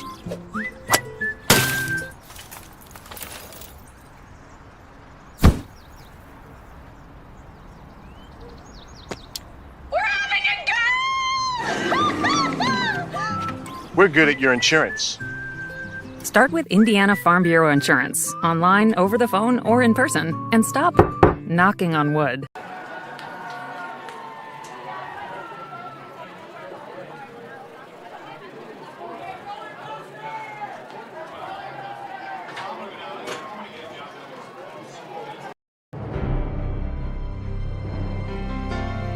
You're good at basement basketball.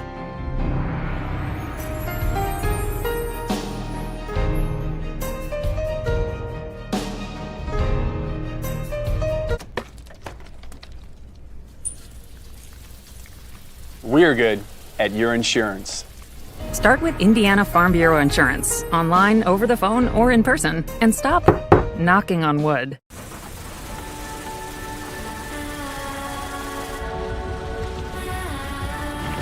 You're good at keeping the car clean.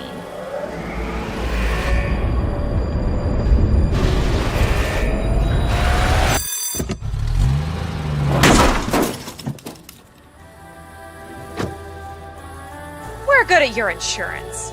Start with Indiana Farm Bureau Insurance, online, over the phone, or in person, and stop knocking on wood. Services like brakes, wheel alignments, engine diagnostics, and more. You're invited to join ProFed Credit Union, where we get to know you to better serve you. Sign up online in 5 minutes or stop by a branch. Join ProFed today and start owning your financial future at profedcu.org. At Attenweller Contracting, we invest in our customers by providing peace of mind during the entire process from bid to build. Visit AttenwellerContracting.com. Summit Volleyball trains and builds the highest quality volleyball players in the area from ages 5 to 18. Our players are equipped with elite level skills and a foundation of life skills. Jump on board. Together we can reach the summit. Anderson Heating and Air Conditioning is dedicated to providing the best possible solution for your home or business, a system and solution that fits your unique needs. Visit AndersonCoolHeat.com. iChiro specializes in whole body chirotherapy, body sculpting, chirofacials, infrared sauna, and compression therapy services. Check out Jalen Smith's signature location on Coliseum Boulevard by Blaze Pizza. Are you ready to do what it takes to put your past behind you? Whether it's expunging your criminal record or helping to get your driver's license reinstated, Jolly Law Firm is your answer. Sioka Cleaning and Restoration, providing top-notch commercial cleaning services, including janitorial, water damage, and state-of-the-art disinfecting services throughout Northeast Indiana. That is Sioka Cleaning and Restoration. Joe, we're about ready to get the second half started here. And wow, I don't think anybody expected what we saw out of Carroll. Big-time passing plays, Sheely to Jameson Coverstone. But I'll tell you what, Snider's starting to find their groove offensively. Yeah. DJ Moore is back in. Looked like he sat out the first quarter there. Yeah, he did. For the Panthers. But, boy, in the second half, really, Carroll didn't have much of an answer for big DJ in the offensive line. No, they don't. And that's going to be the question here in the second half. Can Carroll slow down the Snider rushing attack with that big offensive line? Having DJ Moore in there and the ability to move him around makes all the difference in the world. So the question for Carroll is, are you going to continue to play that cat and mouse game, Or what I would suggest is I roll into the 5-2 and I stay in the 5-2 and I shoot the A gaps and the B gaps with my down linemen and try to disrupt those plays and take the ability away for Snider to pull DJ Moore. So that's really the adjustment in the second half. And can Snider somehow pull their secondary together? So a great matchup here. Across the scoreboard, how about Homestead? 49-7 over Concordia. You talk about making a statement, and they're missing a couple of their key guys on defense tonight. So I tell you what, Slavin's rolling out there at quarterback, and Coach Zolman and those guys just continue to reload. And you always say it, Jeff, you know, the mark of a good program is the ability to reload. And, man, does Homestead reload at the quarterback position. So 49-7 Homestead, that's woodshed time out there. Your Dwenger Saints are marching along 16-6 over Northside. Tommy Norris's Redskins, and I just wondered how much Northside had tonight after that absolute war instant classic we saw last week. So Dwenger physically, with my favorite running back, the sledgehammer, Tittman run the ball, is up 16-6. And how about Lures? They come right back and respond. They're up 26-8 over Wayne. And some people thought Wayne at times looked pretty good against Dwenger last week, might be able to give Lures some problems tonight, but Lures is just handling business. Here's another score for you, and the whispers might start. Leo 43, Angola nothing. When I say whispers, Leo may possibly have a state championship football team in 4A this year. I know it's early, and they got to be a little bit more diverse with that offense, but boy, oh boy, keep an eye out there on Leo. And good news from my Archers, there's no score to report for Northrop and Southside. I hope we can get the job done, but, you know, maybe we'll get a surprise in that. And also no score with Columbia City and Delta. And the big news in that, another kid, Greg Bolt, is contract traced. So, I mean, I don't know, man. I mean, with this Becker situation, I'm lost at it, man, because Becker's down on the sideline, and Becker can't play tonight because I guess somebody close to him was sick, but he hasn't tested positive, nor has he been sick, so I'm confused.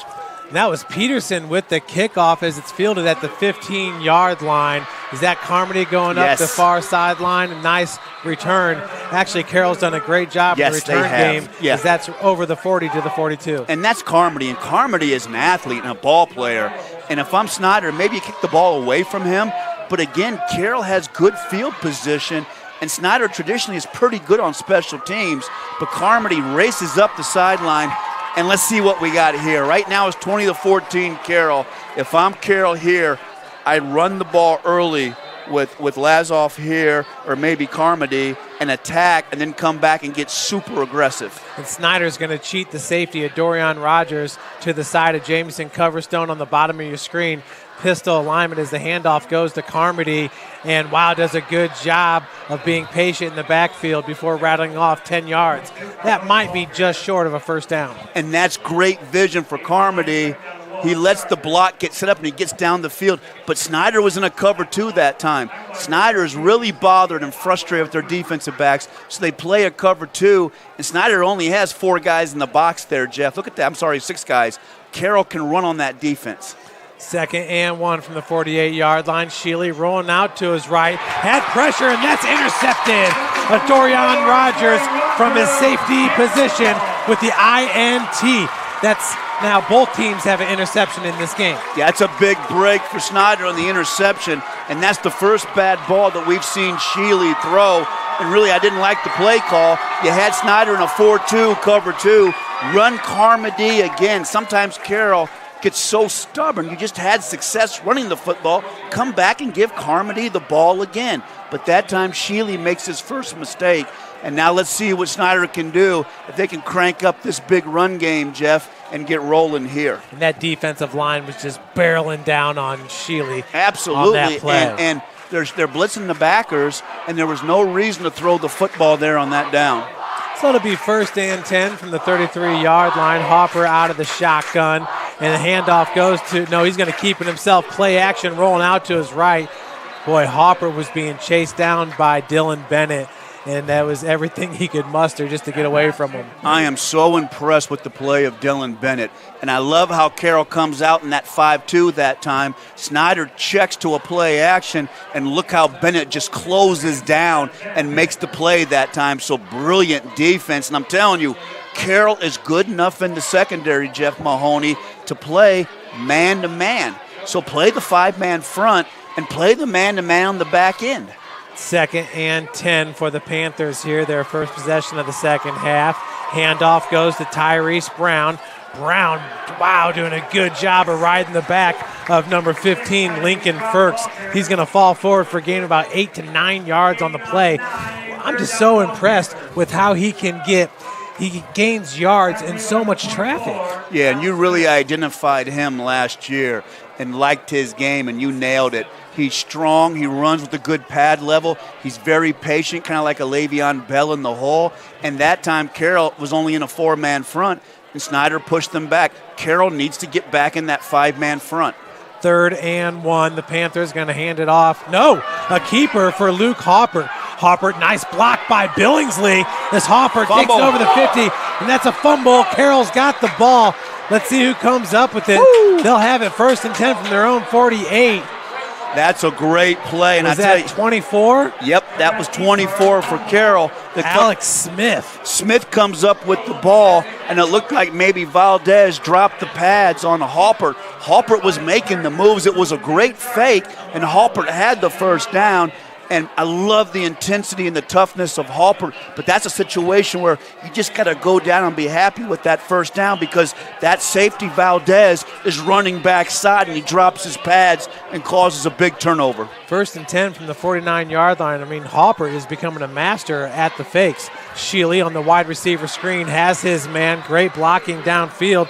That's number 19, Cooper Rudolph. With his second reception, the first one was a beauty. That's a gain of 6 yards. That's great execution, a great play call. Snider's playing off, so run that wide receiver screen. I love that play on 1st down. Now I come back and I run Carmody here. 2nd and 4 from the 45-yard line.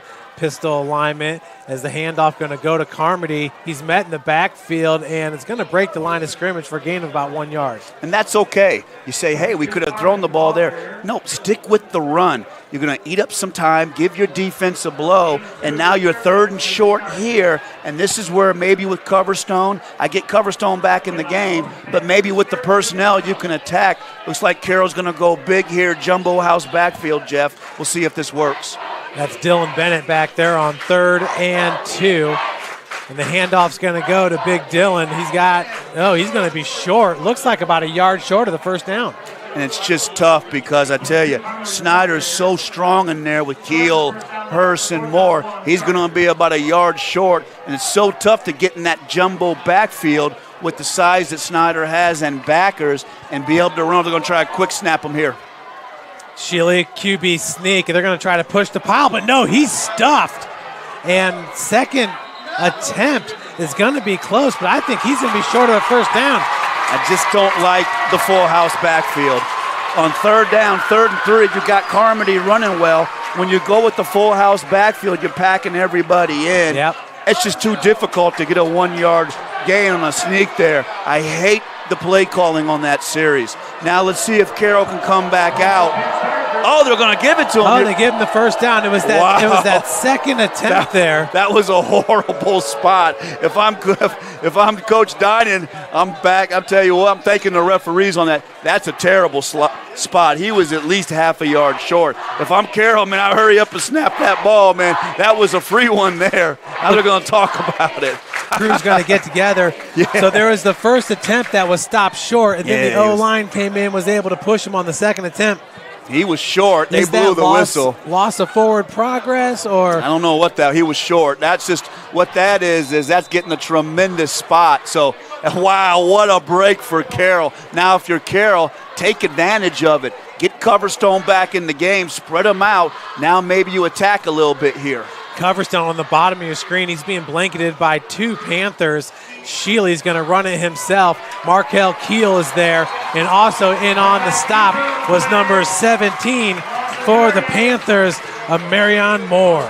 Yeah, Moore's tough. And I tell you, I come out here and I watch number 17 Moore play at defensive end, and it reminds me of my old buddy Derek Moore, who played in that 1992 state championship game. So you got to love if you're Snider if you have Moore at defensive end. Moore last week with 5 tackles and a tackle for a loss. 2nd and 11, that's another tackle for a loss. Swing pass goes out to Carmody. 3 Panthers in the area. Woo! Carmody doing a good job of stopping on a dime and rattling off what looks to be about 8 yards on the play. He'll lose his helmet. We'll have to sit out for one. I like Carmody. Carmody's a ball player, 5'10", 175, the senior. There's no way he should have had that kind of gain. And Snider had him pinned in. And the Snider backers and corners at times just are poor to come up and make that tackle. You got to drop your pads and get Carmody down. You were in the right defense, so now sets Carroll up for a 3rd and short. This would be a great play to maybe spread them out here. I really don't like this full house backfield, Jeff. Braden Steely now into the game at running back, the sophomore safety for the Chargers on 3rd and 2. Handoff going to go to Bennett this time. He's got it. Boy, I tell you, I don't like it, but Bennett is so strong that he makes it work. So, hey, hats off to Carroll that time. They stick with it. Turns out to be a good play call. But I tell you, Bennett is a load back there, Jeff. And I tell you, it'd be tempting at times maybe to put Bennett back there at the single back. But now you've kind of got Snider back on their heels. You come back with your pass package here, and this is huge for Snider. It's 20-14. This is danger time for Snider. You don't want to give up a touchdown here. You desperately need a stop. 1st and 10 from the 30-yard line. Once again, 2 wide receivers up top and bottom. We've seen that formation all day long with the spread offense. And right on the sideline, that's Coverstone with the reception. He's wrestled out right about the 17-yard line. That'll be a gain of about 13 on the play. Yeah, and that's a great job by Coverstone. Looked like that was Jason Pierre-Louis out there, but that's a great job by Coverstone. He's so good out of the breaks, and Snider just doesn't have an answer, and they can really move Coverstone around and attack. Nate Starks, the running back, offset right of Sheely. Sheely's going to look to his right. Once again, has Coverstone. Those are timing patterns on the out, and Coverstone has it at about the 11-yard line. Big gain of 7. And it's just too much of a cushion out there. After Coverstone beats them deep, they are so far off. And I understand you want to be cognizant of Coverstone's speed, but those are easy passes. When you're that far off, that's just pitch and catch. And how about Sheely putting that ball on the money and throwing on time? Stark's going to remain in the game at running back on 2nd and 3 from the 11-yard line. Out of the shotgun, Sheely rolling to his left and has a man that's just going to be a little bit overthrown. Was that Dylan Bennett out there? Yeah, it looked like. That looks like number 11, A.J. Lazoff. Yeah, and I tell you what, that play had a lot of potential, but Markel Keel comes down 6'3", 235 from the defensive end position and blows that play up. So this is a huge 3rd down here for Carroll. 3rd and 3 from the 11-yard line. And it looks like Dominic Moon wants to come off the edge. We got a false start here by the offense. Yeah, and that's just a devastating penalty. Looked like maybe that was Jake Rust out there. We'll see. And you hate that when you're offensive lineman because that O-line's playing well tonight for Carroll. And we only mention them when there's a false start, but now you got a 3rd and 8. I would come right back to Coverstone on the edge down here and see if I can get that one-on-one matchup because right now Snider has no confidence in their secondary, and you might be able to get a big play down here to Coverstone. You're right, Joe. The offensive line of Carroll has been strong today. They have been strong. 3rd and 8, 6:48 on the clock here. Sheely out of the shotgun and has a man over the middle, and that's going to be a drop ball. That pass was a little bit low. That's going to bring up 4th and 8. Yeah, and that's where Sheely, as he plays more, he'll learn. You just got to plant your feet, believe what you see, and put that ball between the numbers. That play was there. That was a square in to the outside wide receiver, but Sheely just didn't plant his feet that time. So got to do a better job of throwing that football. And this is a big field goal here because if Carroll can get this, they're up 9. Sebastian Lopez to kick it. This is going to be a 33-yard attempt from the right hash. It's up. Wow, does he have a leg on him? And good. So a 33-yard field goal by Lopez, and Carroll now goes up 23-14. Nice. I tell you what, they cash in on the turnover. They would have loved to have a touchdown, but they get the big field goal. So nice job by Carroll. Boy, with no Jeff Becker, I wouldn't have gave you this score with 6 minutes left in the third quarter. So how about Carroll? How about the Carroll seniors sucking it up? Now, Snider, this might be the biggest drive of the year so far for Snider. You've had a couple of turnovers. Snider needs to put a drive together and get that O-line going. And if I'm Carroll, I trust my secondary, and I play that 5-2, and I shoot my down players on the line. If I'm Carroll, I stay in that 5-2, and I trust my secondary. But this is going to be a huge drive for Snider. 6:39 on the clock here, and absolutely the last drive resulting in a fumble by the Panthers. And Casey O'Boyle had to pop my bubble. 14-6 Northrop. So, of course, Casey, the guy who probably knows more about high school football than anybody, shoots me the score. I see it, Casey. But, hey, 14-6, we're only one score down. It's our home open over at Southside. Got a new Walburn Financial Management banner over there, so hoping to get things going for my Archers. I was so disappointed last week, but when I looked at the stats and watched the tape, we had 4 turnovers, and we averaged 7.5 yards per play. So there was some nuggets that were good to kind of pull out of that, so I'm hoping my Archers play better. Gesture with the kickoff, and that's deep. That's going to be another touchback. Joe, the QB, Quincy English, you got Jalen Lattimore, yeah, we got Ashton some guys. Johnson. There's some players on that team. And Quincy made your top 10, and I appreciate that. I think that was great. But we averaged 7.5 yards per play. We had 3 turnovers, and we had a kickoff we didn't cover. And that was really the difference. So I feel good. 14-6, Northrop's got a good team. So that's good that we're playing that game tough. So, I just want to support Tiny, which it cracks me up. Tiny Lee, there's nothing tiny about that man, but it just cracks me up. But I want to support him and get my Archers going. But, man, Homestead's absolutely rolling Concordia. That's woodshed time out here. And out here, man, we got a good one, my friend. Tiny's doing a great job at Southside. Yeah, Tiny's great. Great guy for the program. 1st and 10 from the 20-yard line. The handoff goes to Tyrese Brown. He is met at the line of scrimmage, will fall forward for about a gain of 2. On the play. Making that tackle was number 16 for the Chargers, Aaron Jackway. I like Aaron Jackway, 6'5", 220, a great athlete. Has an older sister that plays volleyball at Grand Rapids, so a great family, great athletes, and Jackway just seems to get longer every single year, so he's down there playing in the trenches. And again, let's see if Carroll can identify and slide in that 5-2 or get more guys to the point of attack. 2nd and 8 from the 22-yard line. Play action for Hopper rolling out to his right. Has a man, and that's Carter Wortman. He's going to fall forward, be a gain. He's going to be about 3 yards short of a first down. Yeah, I thought Wortman had some room to run, but just made that catch and went down. So it sets up a huge 3rd down. Bookmark this play. This is a chance for Carroll to get off the field. I guarantee Snider's going to run the ball here, Jeff. If I'm Carroll, I get 7-8 guys the point of attack because Snider's going to come back and run the ball with Brown here. This is a chance to get a stop if you're Carroll. 3rd and 1, about 2 yards here from the 27-yard line. Hopper out of the shotgun. Ferks on the wing. Handoff goes to Brown, and he's got the first down. Yeah, that's going to be close. Looks like he's going to fall forward and get it. Boy, I would have sold out there and had a couple more guys at the point of attack. But how about Brown? That's what you like so much about Brown. He stays in the hole, and he has the discipline. I'm trying to teach my kids in JFL football to stay in the hole. Once you get through the hole, then make the move, right? But I tell you what, you see me out there coaching the kids at JFL football, you'd have a laugh. I actually had a kid manhandle me about a week and a half ago. Kid's 12 years old, 6'2", 210. Oh, and he manhandled me. 1st and 10 from the 31.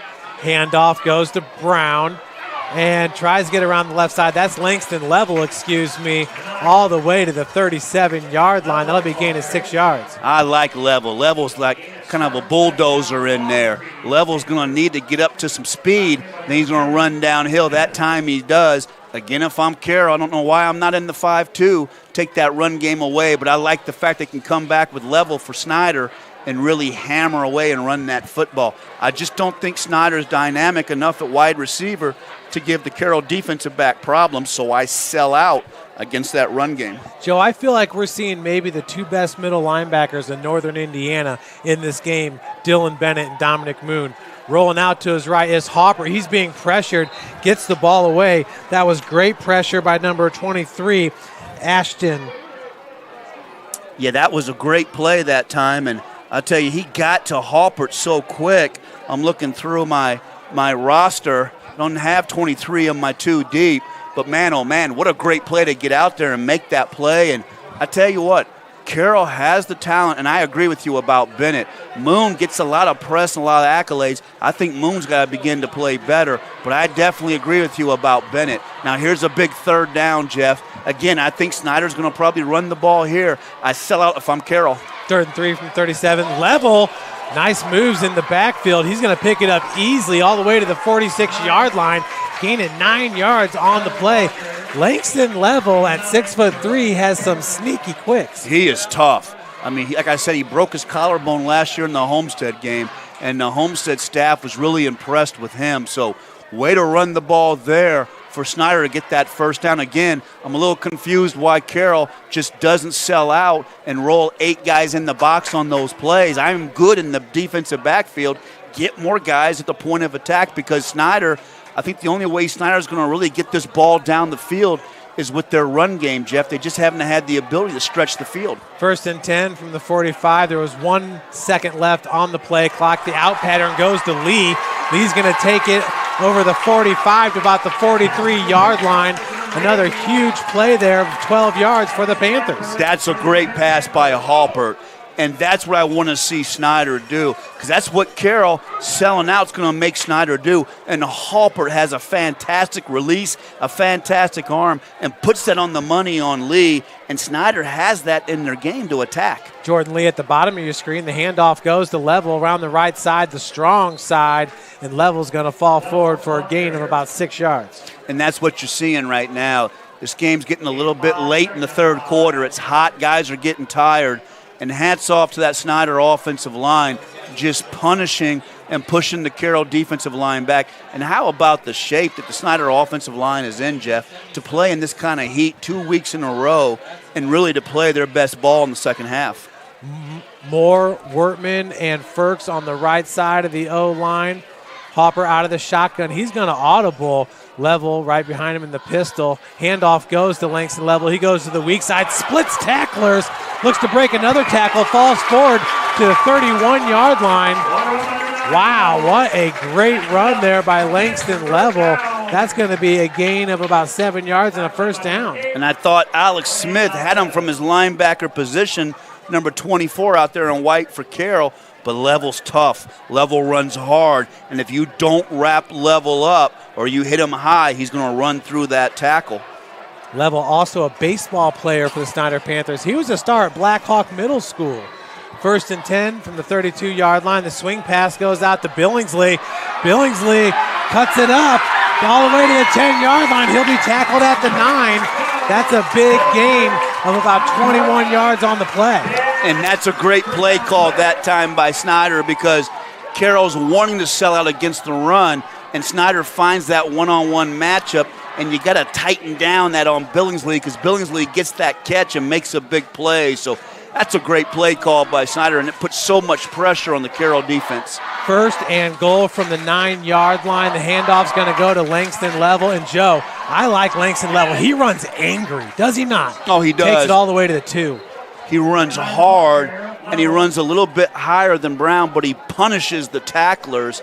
And again, so disciplined to stay in that hole. And Snider is just stacking bodies right now at the line of scrimmage with their offensive line. And Carroll's got to suck it up here. Maybe you slide into the 6-man front here, try to shoot, or maybe try to slant a little bit, give this offensive line some confusion.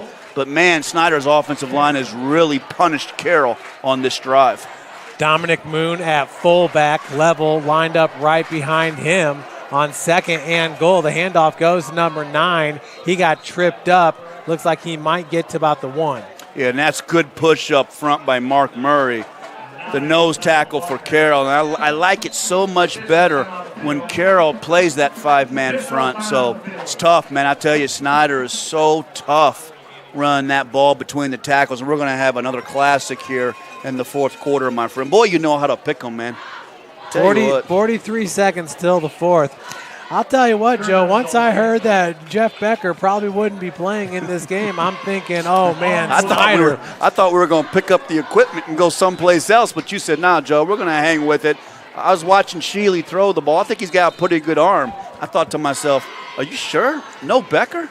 And, man, you called it, brother. We stayed. We kept the equipment here. We fought the heat. And once again, Jeff Mahoney calls the right game. What a great matchup. Lucas Rohrbacher now in the backfield with Moon. That's a QB sneak, and that's going to be in for a touchdown. Luke Hopper, we're waiting for the signal. There it is. Good push up front. Hopper gets the touchdown, but that offensive line is just putting work in. And I tell you what, we're going to see what team can suck it up in the fourth quarter and not be tired, but that offensive line just looks fantastic for Snider. That's the strength of the team. Hopper coming to the sidelines, not sure if he looks to be okay down there. Boy, what a game by Luke Hopper. Now he's got the fumble and the interception. He's also got two big QB sneaks. Peterson looking for the PAT to pull his team to within 2 points here. It's up and it's good. What a game we've got here, Joe. It's going to come down to the fourth quarter. Here we go again. We've had a great one last week, an instant classic, and we're going to have a good ending here. Let's see how Carroll responds from the touchdown.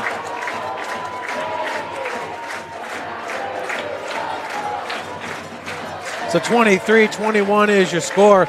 You know, Joe, after last week, Homestead went up in the 6A standings. In the AP, they moved up 2 spots to number 7. In the coaches poll, 1 spot to number 9. Joe, personally, I like the coaches poll better than the AP. I think the coaches really know what's going on. Yeah, the coaches know, and I think Homestead deserves a little bit more respect. I tell you, he's getting a lot of respect out there as Warsaw with that win over that team, Dublin Coffin over in Ohio. So it's going to be interesting. Warsaw runs that option offense up there, but it's interesting. Snider Panthers move up a spot in the coaches poll from 7 to 6. In 5A and 6A. It was Carroll. They fell off the AP poll, but they're still at 15 in the coaches poll. Dwenger in 5A still at number 3 in both polls, and Bishop Lures moved from number 2 in the AP and coaches to number 1 in both. And they should be. They deserve it. That's a great team. They were robbed last year in that state championship game, but that's a great team. What I don't like, though, this might be a little controversial, I don't like the fact Snider's back in 5A. Snider should be in 6A because now you only have 3 teams in that area, 6A sectional. That doesn't make any sense to me. How can you have a sectional with 3 teams, Jeff? Yeah, and I'm thinking Snider wins that 6A sectional this year. In 5A, though, it's going to be a good one against them in their rival, Bishop Dwenger, one of the best rivalries in the state of Indiana. That ball is received and taken up the middle. That's number 25 for the Carroll Chargers. Pretty good return. So I thought Starks had a chance to break it to the outside, but Snider closes down. So 18 seconds left in the third quarter. Big possession here for Carroll to get going and really across the area. Homestead's absolutely rolling. Bishop Lures was rolling over Wayne. Dwenger was playing pretty good ahead of Northside. Northrop and South was a close game, so got a good one here, man. Maybe the best one in the area right now. There's no doubt about that. Pistol alignment. Sheely out of the shotgun here. Spread formation for the Carroll Chargers. The handoff's going to go to, I don't think that was Carmody. He's been out of the game ever since his helmet fell off. Yeah, I think that's 21. It looks like Starks that time had the carry, Jeff, but good defense for Snider. So we're going to go in the fourth quarter here at the second and long for Carroll on a big possession, man. Joe, you're going to have to remind me to bring my night light next time we're up here. Yeah, absolutely. We'll be right back with more Indiana High School football here on Summit City Sports.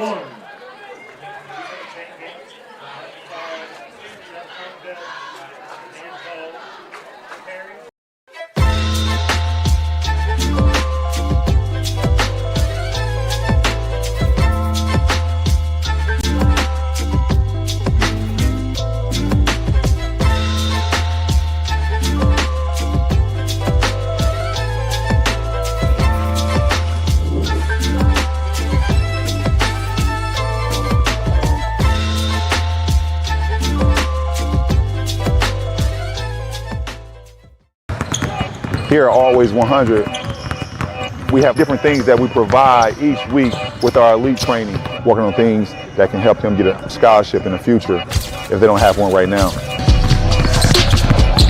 Watching skill development, helping kids get better, understanding what it takes to get to the next level. Catching and shooting, working on ball handling. In the last 5 years, we had over 200 kids that's able to play basketball at some places from the NAIA Division III, Division II, or Division I level. 3-21 as we start the fourth quarter here at Spooler Stadium. Joe, they're doing some really nice renovations here at the stadium. Yeah, it looks great out here at Spooler. I like how they kind of trimmed up those banks a little bit, and looks great with the turf and everything. They do a nice job out here, so it's a great facility for the kids to play on. So here we go, Jeff. This is a huge drive for Carroll and a really big second down. Shealy here on 2nd and 11, looking downfield, is pressured out of the pocket. Snider, Caden Hurst barreling down after him. Hurst, and I believe that's Markel Keel, making the tackle for the Panthers. Still, though, gain of about maybe a yard there for Shealy. And what Carroll needs to do is everything was deep on that route. Carroll needs to have somebody short on that that's maybe a safety valve because everybody was covered deep. Good defense with the secondary, and Shealy had nowhere to go with the football. 3rd and 10 from the 33, trips on the top of your screen. Shealy rolling that direction. Has a man. That's going to be about 2 yards short, though. Yeah, and boy, you hate that because you want to run that route beyond the chain so you're not in this situation. Now what do you do here? Well, you hate to punt the ball back with the way the Snider defense is. I guess maybe they'll line up here and see if they can get Snider to jump off sides. But I think you're going to have to probably punt the ball here and play some defense. So that was a nice job for the most part by the Snider secondary that time. I just think on second down, Carroll ran everything deep. You should have had something over the middle or something short of there, but good defense by Snider. And that was Jameson Coverstone with the reception. The kick is off. Dorian Rogers going to call for the fair catch, and he has it right there at the 24-yard line. A nice punt by Evan Gesture. Yeah, nice punt by Jester. It's going to pin Snider pretty deep, so here we go. 23-21. Now, if you're Carroll, you've been playing some cat and mouse. How are you going to slow down this Snider run game? So let's see what Carroll does here. If they play the 5-man front, we'll see. But what a great matchup. And Snider begins to feel like they have the emotion here. And let's see what Snider does. Obviously, they want to get that run game going. But let's see if Snider attacks down the field, Jeff. Joe, it sure does seem like year in, year out, Carroll has one of the best kickers in the SAC. They do, yeah. And this year they got 2 of them with Sebastian Lopez and Evan Gesture. Lopez is only a junior. 1st and 10 from the 25-yard line. Pistol Lime as the handoff goes to Tyrese Brown. Brown going to be rustled down at about the 29-yard line, so a gain of 4 for Tyrese. And Snider's lucky on that. That was a bad snap, but Halpert's able to pull it down and hand the ball off to Brown. He made it look simple. Yeah, he did make it. He didn't even miss a beat on that play. Now, I'm surprised Carroll's in the cover 2 here. I don't understand that because you really, right now they got 6 guys at the point of attack. It's not enough. You got to get more guys up there because the run game's so strong. 2nd 5 from the 29-yard line. Tyrese Brown's got room to run. Woo! Wow, nice open field tackle. That's Braden Steely. He's the real deal, Joe, just a sophomore. That's the way you come up and drop your pads. I see you that time, Steely, and I'm telling you, you could put Steely in the box. You can move more guys up at the point of attack. You've got some pieces on defense if you're Carroll. Joe, every time I do the Traction AP showcase, Braden Steely is showing out. Absolutely. 3rd and 3 from the 34-yard line. And Tyrese once again going to take the handoff. This time, another nice open field tackle by Steely.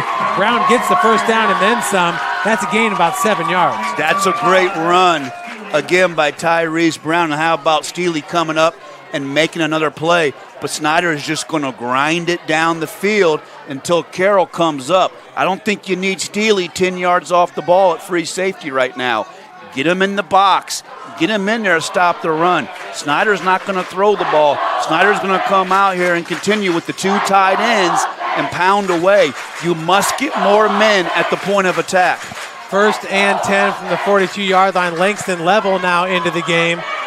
Level, boy, that is a two-headed monster with him and Tyrese Brown. That's a gain of about 4 yards. And it spells Brown so nice because Level comes in and punishes the defenders, and Snider continues on running the football. So let's see. This is where Carroll got beat down a little bit at the end with Lures last week. Let's see if Carroll can suck it up and somebody can make a tackle, and Carroll needs to get more people at the point of attack. That safety's too deep, Jeff. Look at those safeties. They're way too deep. 2nd and 5, and do we have encroachment going to be called against Carroll? That's a good job by a Hopper to change that snap count because Carroll's getting a little bit tired. The defensive linemen want to slice through there and try to make a play, and that time he gets an easy 5 yards. Now, if I'm not mistaken, that's going to be a first down. So here we go, man. Not sure if that was Mark Murray, the nose tackle. I think it was a couple of them because they're trying so hard to get off the ball and get leverage. Carroll has got to get out of this cover 2 against Snider's run game. 1st and 10 from the 48. Swing pass goes out to Billingsley in the open field. Gets past the first defender. Kedrell Billingsley with a gain of almost 10 yards on the play, but we got a flag. Yeah, we'll see what the flag is. Boy, Billingsley, when they can get him the ball quick, he can make so many moves. We're going to see what we have. Let's see what they got. What's it going to be, Jeff? Is it a face mask out there? I thought it was a face mask at first, but you got to hold. Oh, that's going to, woo! That's a devastating penalty. That's going to be a big penalty. I didn't see the hold, Jeff. I saw Billingsley.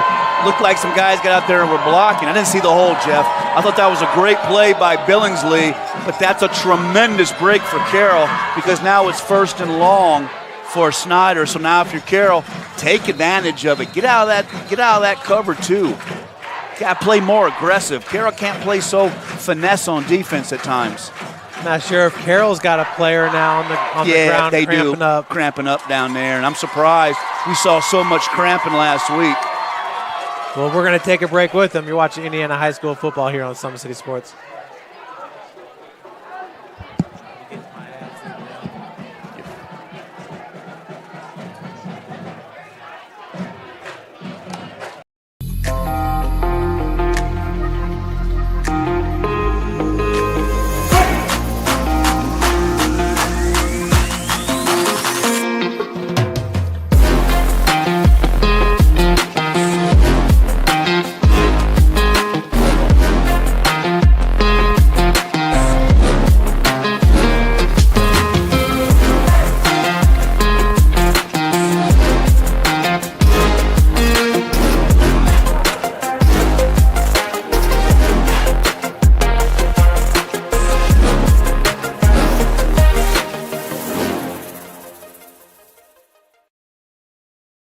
Welcome to the Summit City, home to the 260s dedicated high school athletes and fans.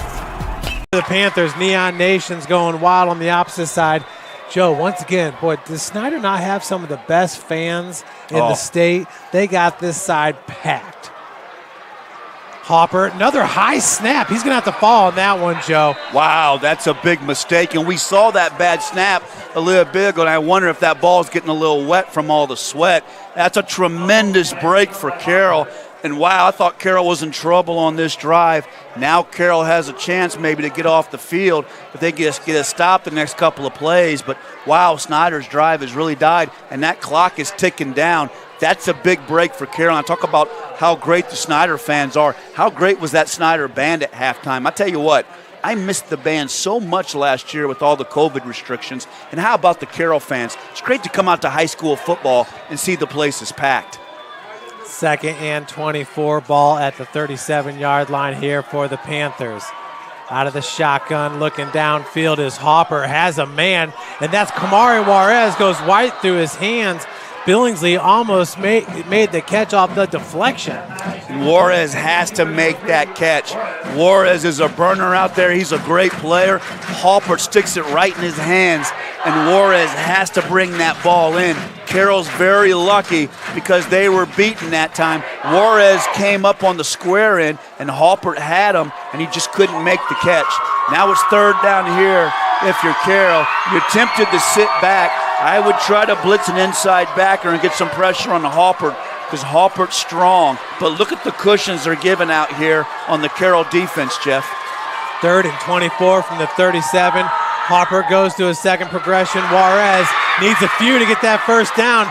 He's wrestled short of the first down about 2 yards. That was a nice tackle by Aaron Stewart, number 14. Aaron Stewart has been a baller out there tonight. 5'10", 170. I see you, Aaron Stewart. That's the way you come up and make that tackle and get off the field.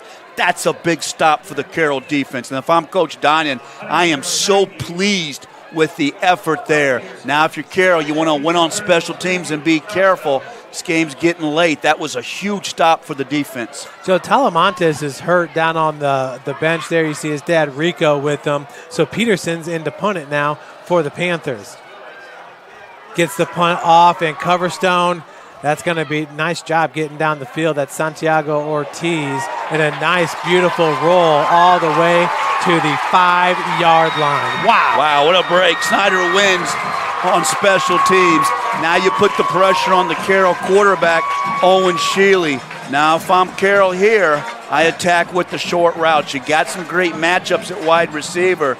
I'd love to run Carmody, but you might be able to throw the ball here on first down and maybe, stretch the defense out a little bit and get that ball out from your own end zone. But you also got to be careful here. You don't want to make a turnover.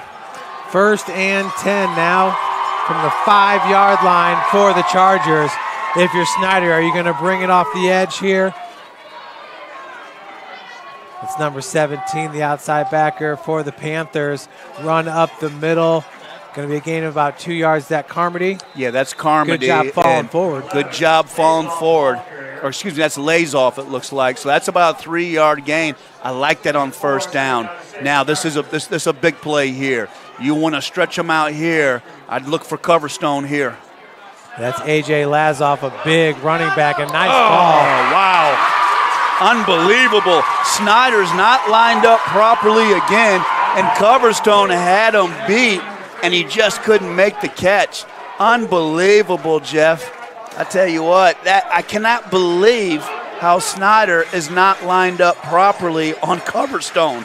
We have seen that about 3 times tonight. Just like you said, Joe, it's a slippery ball out there. It's got to be so hot down there on the turf. 3rd and 6.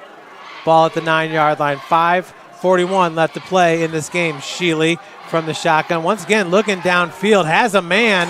That one just out in front of number 25, Starks. Yeah, and Starks should have had that. He had his hands on it. Shealy threaded the needle, and those were 2 drops on consecutive plays for Carroll, and you don't really see that with the Carroll wide receivers. You got to make that play to move those sticks. Now it's danger time for Carroll because you're backed up deep punting with 5 minutes left in the game. Juarez and Billingsley back deep here for the Panthers. Gesture into punt. He averages over 39 yards per punt entering today. Billingsley calling for a fair catch, lets it fall, and that's going to take a Snider bounce. Wow, they're going to have great field possession at the 37-yard line of the Carroll Chargers. That's just winning on special teams, getting the stop on your defense. Now you have a shot here with your O-line to grind away. So here we go. Now Carroll's got to suck it up, and Carroll's got to get aggressive. You can't play cover 2. You've got to get up there and play at the point of attack. Snider's going to run the ball and try to stack bodies at the point of attack. Let's see what we got here. It's going to be big boy football here, Jeff. 1st and 10, ball at the 37-yard line.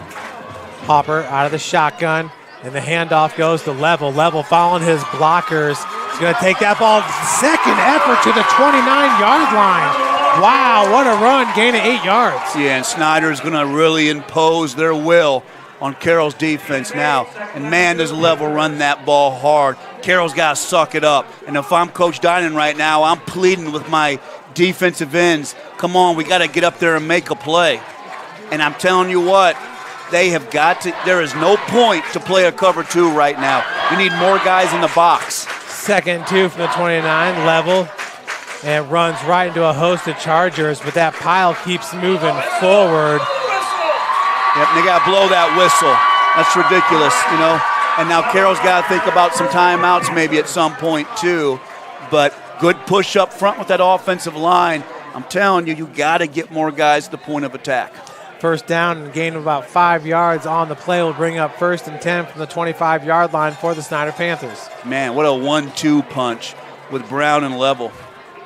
Strong side right with Ferks on the wing for Snider. 4:23 and counting. Hopper out of the shotgun, hands it off the Level, goes weak side with the pulling Ferks and lowers the boom all the way to the 14. Gain of 11 yards on the play. Move, get out the way. Woo. I'm telling you, man, it's big boy physical football now. You better strap it up. And that cover 2, I'm telling you, man, you better get in a 5-man front because Snider's at this point, Snider's saying, you know what, we're done playing with you. We are going to run right at you. And if I'm Coach Dinan, I'm pleading with my kids, come on, baby, somebody's got to make a play. And I have got to roll more guys up at the point of attack. Get your safeties involved. Get your linebackers involved. Get out of the cover 2. 1st and 10 from the 13. Hopper hands it off to Tyrese Brown, follows his pulling guard.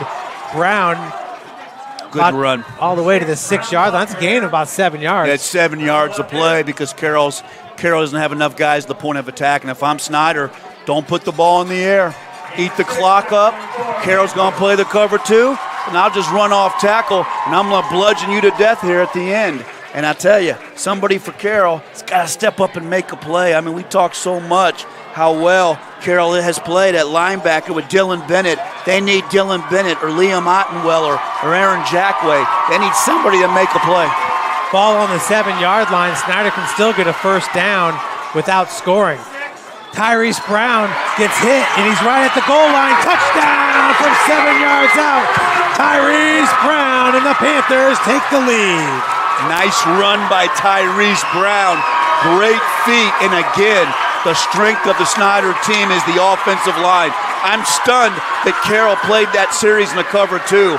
Everybody in the stadium knew Snider would run the football there, except the Carroll coaching staff that time. The best news for Carroll on that drive is they get the ball back with 3 minutes left, but Snider executes and takes advantage of that run game and the physicality of the offensive line to jam it in the end zone. Peterson looking to go a perfect 4 for 4 with the PATs. It does just that. Listen to this crowd, Joe. Yeah, they're fired up. Another great high school football game.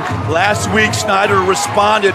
We talked about 10 lead changes, and Snider got the job done. On that drive, the physicality of Snider pushes the ball in the end zone for I believe it's their first lead tonight, Jeff. I tell you what, that was a big touchdown there. I'm sorry, I guess they were up 7-6, but that's a big touchdown there for Snider. So now let's see what Carroll can do. Carroll has to come back and use that passing game and see if they can match Coverstone up, because Snider has had so many busts with their secondary tonight.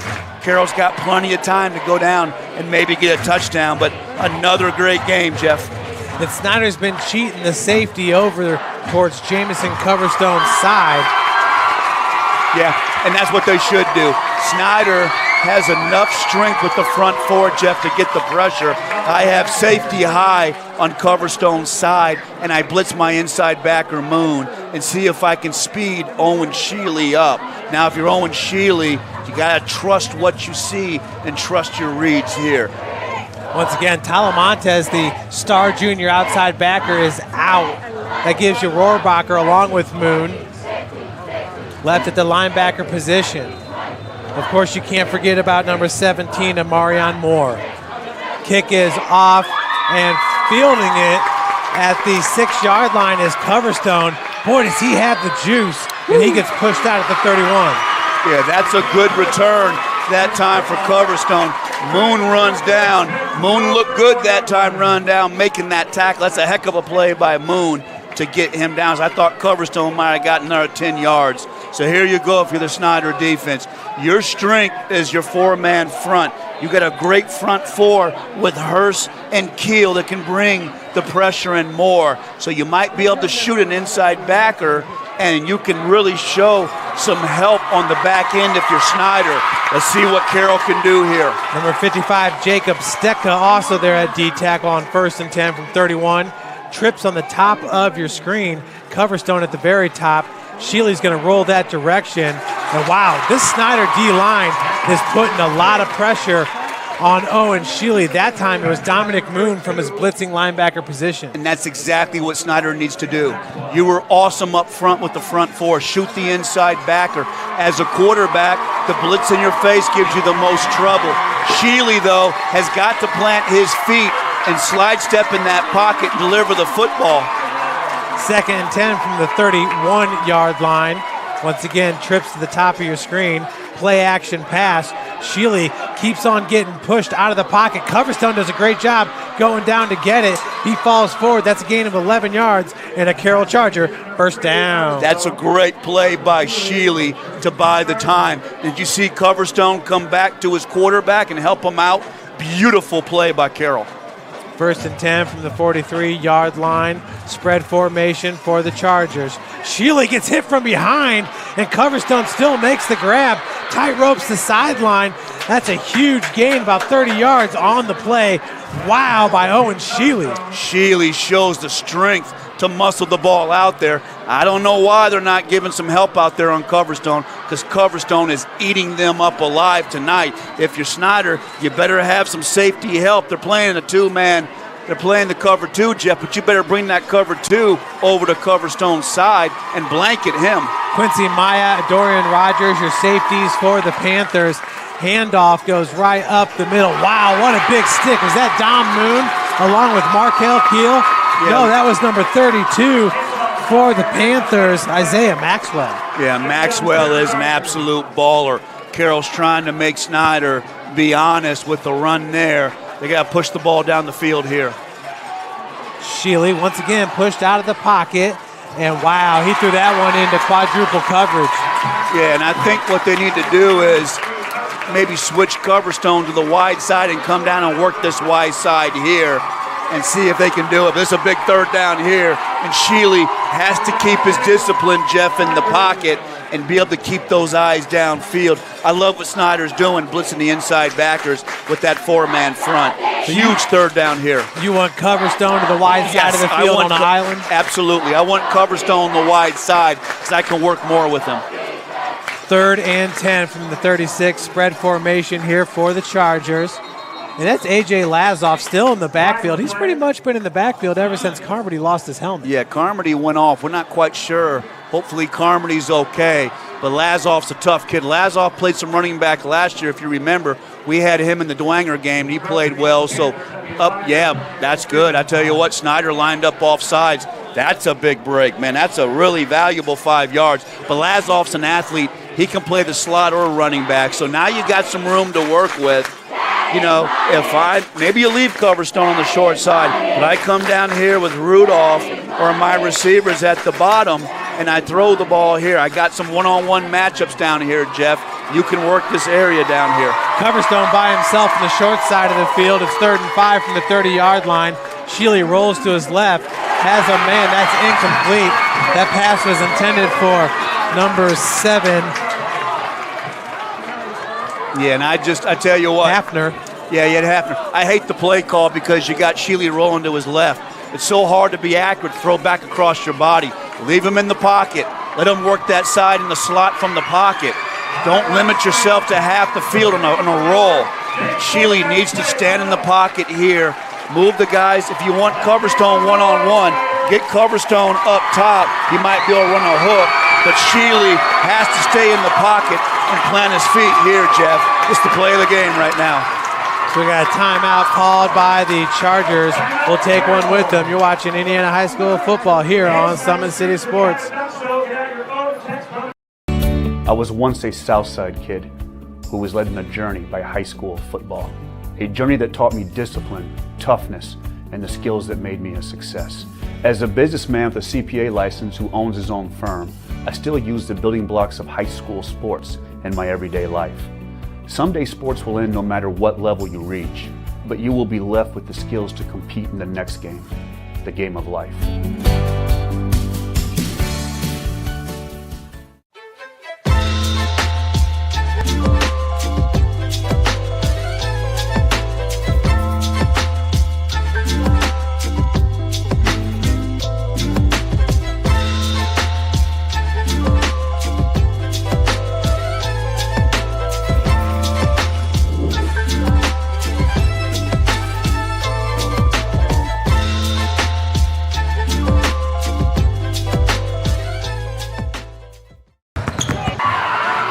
Welcome back, everybody. Spooler Stadium is rocking as it's 4th down and 5 for the Carroll Chargers with 1:36 remaining. Trips to the bottom of your screen. Coverstone by himself on the top. Shealy out of the shotgun. Lazoff right behind him. Oh, and man. They tried he jumped off sides. No, they tried to draw him off. Oh, he was over. Still got to make contact. Shealy takes the snap, pushed out of the pocket, and he's got a catch. And is that going to be short of a first down? That's going to be a first down with forward progress. See the ref up top? That's going to be a first down by half a yard. Now that was close. How about Shealy? Plants his feet, stands in the pocket. I see you, Owen Shealy. Beautiful ball. Hanson Hafner, just a sophomore with the catch. Now the fade to Coverstone. Man, he was open, Jeff. I thought not again, right? That was a pretty good thrown ball, and Snider dodges a bullet there. I tell you, you better back up out there on Coverstone, or if you're going to play that cover two, you better put that safety out wider because they are looking for Coverstone. That has been a mismatch. Owen Shealy throws a really pretty ball. He does. And when that last play on 4th down, stood in the pocket and threw a rope. I'm really impressed with Owen Shealy, how he's played tonight. 5-point lead here for the Panthers. A touchdown puts Carroll ahead by 1. Trips on the top of your screen. On the bottom of your screen is number 4, Shealy. Ooh, that's nearly picked off. And Dorian Rogers. That was tipped. That is oh man. Billingsley. I thought he had it. Man, Shealy threw into coverage. Wow, I thought he had it. That was Santiago Ortiz nearly comes up with that. I thought he had it, Jeff. That was close. Good call out there by the officials. Officials done a good job tonight. I tell you what, those crews, we're looking for more guys for crews. So anybody get out there and officiate, well, they're looking for guys. But great job tonight with the crew. 3rd and 10 here for the Chargers. Spread formation. Shealy goes out. Coverstone all by himself. Unbelievable. Has the first down and then some. Look at the balance there inside the 10-yard line. Unbelievable. Wow. That's a gain there of about 15 yards. 15 yards. Did you see the cushion? That's a 20-yard cushion out there. He was all alone. I understand you want to be careful, but that is all alone. Snider has had so many busts tonight in their secondary. 1st and 10. They're going to call from the 12-yard line. Once again, Jameson Coverstone unbelievable in for a touchdown. 12-yard score. Wow. Coverstone has been sensational tonight. Unbelievable. And Snider's very upset, and they should be. Why would you give that kind of cushion? That secondary has just had busts all night long, and you cannot play 12 yards off Coverstone when the ball's on the 20-yard line. That is poor secondary play for Snider. And I tell you what, I'd be extremely upset if I'm Coach Tippmann. That's not even getting up on them, Jeff. That's awful out there. Yeah. But how about Coverstone? 3 touchdowns. Carroll makes them pay. Hats off to Owen Shealy. Tremendous quarterback play. And now, man, the pressure's on Snider. Same situation as last week, my friend. It's kind of like deja vu, but that was terrible defense for Snider that time. Well, Carroll's going to have to go for 2 points. That's why they called the timeout to talk this one over so they can get a 3-point lead here. And in that situation, you got to imagine they're going to put Ottenweiler and Dylan Bennett in the backfield with maybe A.J. Lazoff. I would just throw the ball to Coverstone again. Isn't that the truth? They're giving them, they're going to probably, stand outside the end zone this time and give them a 10-yard cushion. I tell you what, unbelievable. I cannot believe that. We have seen so many busts tonight. You just don't see that with Snider. And the front 7 for Snider has been awesome tonight. Yeah, they're going to go for 2. So I tell you what, though, Jeff, you want to get this 2-point conversion if you're Carroll because you know what happened last week. But what's key is Tyler Mentes is out of the game. So what does that do in this situation? It will be Shealy out of the shotgun. Lazoff offset right. Trips on the top of your screen. He rolls right. Has a man, and that's going to be, nice defensive play. Good D out there. Was that number 7 for the Panthers? That was Quincy Myatt. Yeah, great play by Myatt. That's how you close down. So Myatt's had a good game at the strong safety position, and that's a big stop. But remember, no Talamentes. He's right. out of the game. So, man, now if you're Carroll, now maybe you play the cover 2 now because Snider's got to get the ball down the field. Now, if you're Snider, you got Hopper, and Hopper has a really game arm. So here we go, man. Might have another instant classic. That was Gabe Starks that made the reception. I thought he was going to be able to walk in. I thought so, too. Yeah, Myatt just closed on that. Yeah, Myatt's a good ball player. He had 9 tackles last week for Snider, and he runs down that play. And really, Myatt's played well tonight. It's just been the corners have been beaten up on the outside. So now let's see. Let's see how Snider does on special teams. If you're Carroll, man, you want to make sure you can pin Snider deep here and really put the pressure on Snider. Joe, I was looking at the stats, too. Jackson McCullough, who was a starting cornerback last year for Snider, led lures and tackles last week with 9. And that's something. You talk about missing a kid. Now, his brother, Jonathan, is at University of Cumberland, I believe. Yeah, Jonathan was fantastic, but you talk about missing Jackson McCullough, and, man, I'm just really surprised. I felt like last week at times secondary was a little bit better, but they're going to hate that tape in the morning. But all's not lost here. If Snider can get a good kick return here, maybe you can move the ball down the field. So maybe another instant classic here, my friend. Just 48 seconds remains as Evan Gesture is going to kick it off once again for the Chargers. Kamari Juarez deep along with the Dorian Rogers and Kedrell Billingsley.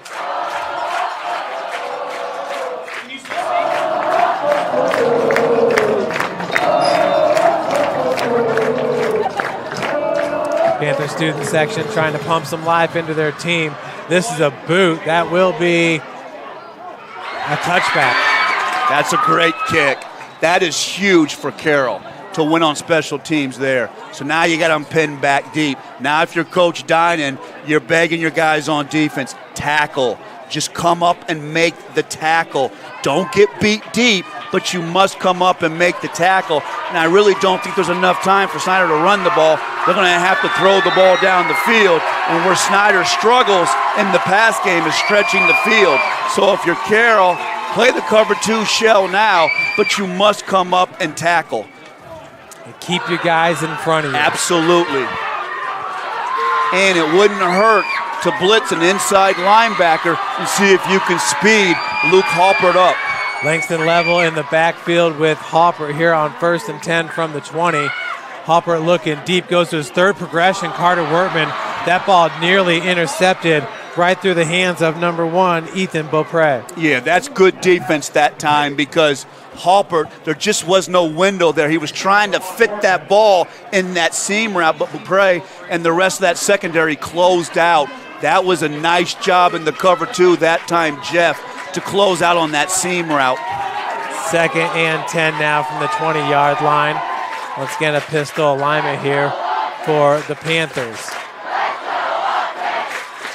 Halpert looking down the middle of the field. He's going to take off and run. We got a penalty going to be holding in the backfield. Yeah, you're going to have a hold that time. Let's see. That's good. That's good recognition by. That was a Snider shoe. I don't think that was a yellow flag. Boy, I thought there was a hold on that on the left tackle. So, yep, that's going to be a break. I thought there was a hold, but nice job by Halpert. You see how he got out of bounds, Jeff? Oh, nice job to get out of bounds. It only took 7 seconds. She's got 36 seconds left. So if you're the defensive end for Carroll, you must keep contained and keep Halpert in the pocket. Halpert out of the shotgun from his own 31-yard line. Level in the right flats as Level right there picks it up off the turf, trying to get something. Nice. That's going to be a loss of a yard on the play, and the clock is running.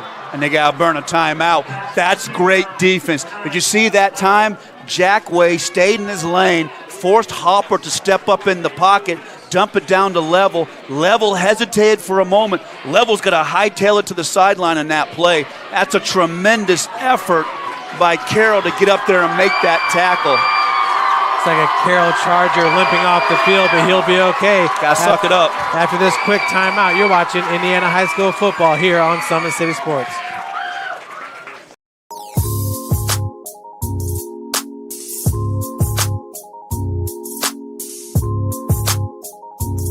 There are tons of benefits to using compression therapy, but my favorite are speeding up muscle recovery, reducing swelling and inflammation, and improving my athletic performance.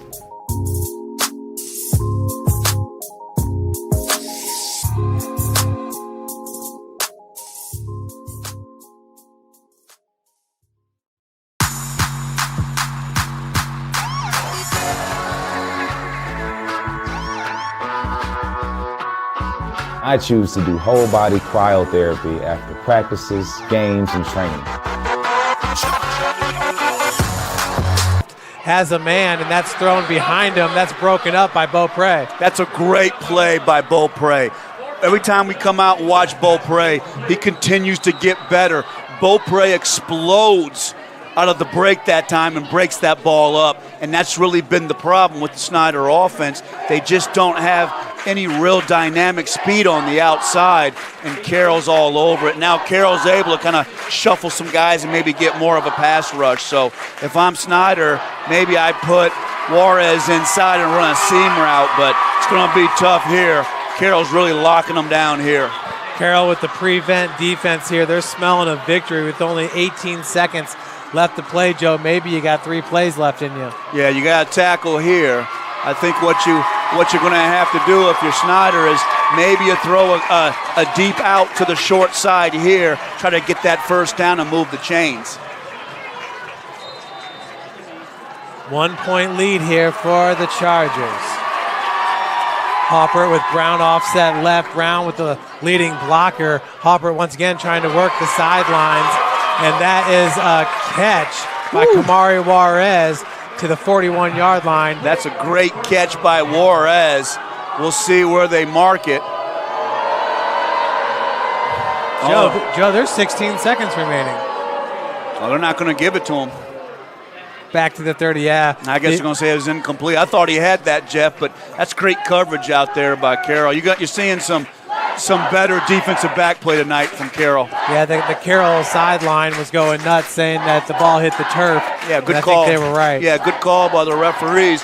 Here you go. Here's Carroll's first closeout play, Jeff. I didn't think I'd say that tonight without Jeffrey Becker. 16 seconds remain here for Luke Hopper and the Panthers. 4th and 10. You can't blow that timeout. Man, can't blow that timeout there. You're going to need that timeout. You got to go with the play.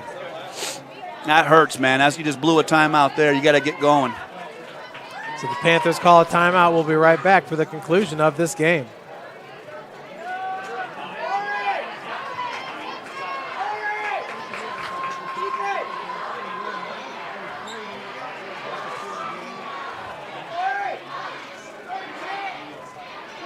Oh, Joe. You're good at basement basketball.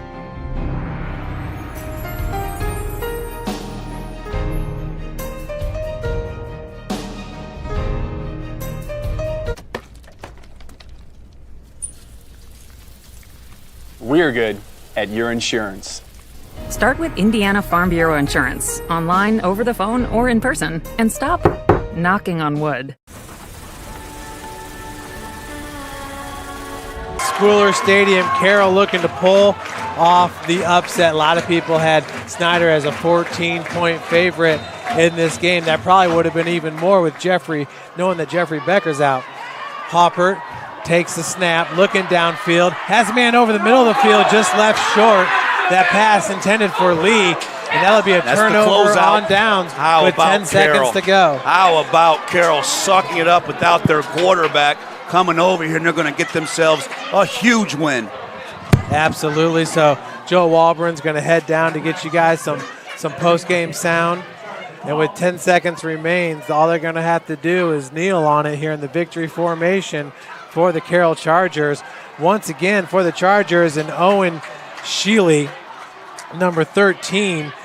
Wow, what a performance he put together along with Jamison Coverstone, the senior wide receiver. Coverstone with 3 touchdowns in this game was absolutely fantastic. And Sheely coming in as a junior, his first start against the Snider Panthers here was absolutely impressive. He throws a pretty pass. And for Carroll, this is their 3rd win against the Panthers in 4 years.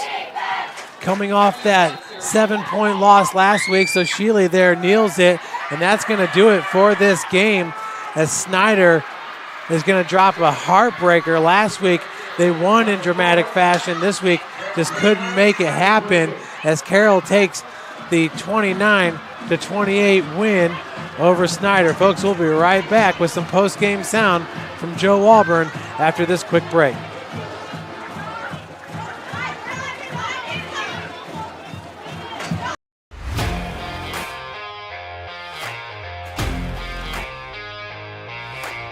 I came into PSM my freshman year after volleyball. Just coming here just really improved like mentally and physically. I brought in my strengths. I came in and I learned how to grow as an athlete. I mean, I've gotten stronger, sprint faster, get up higher. My jump has elevated.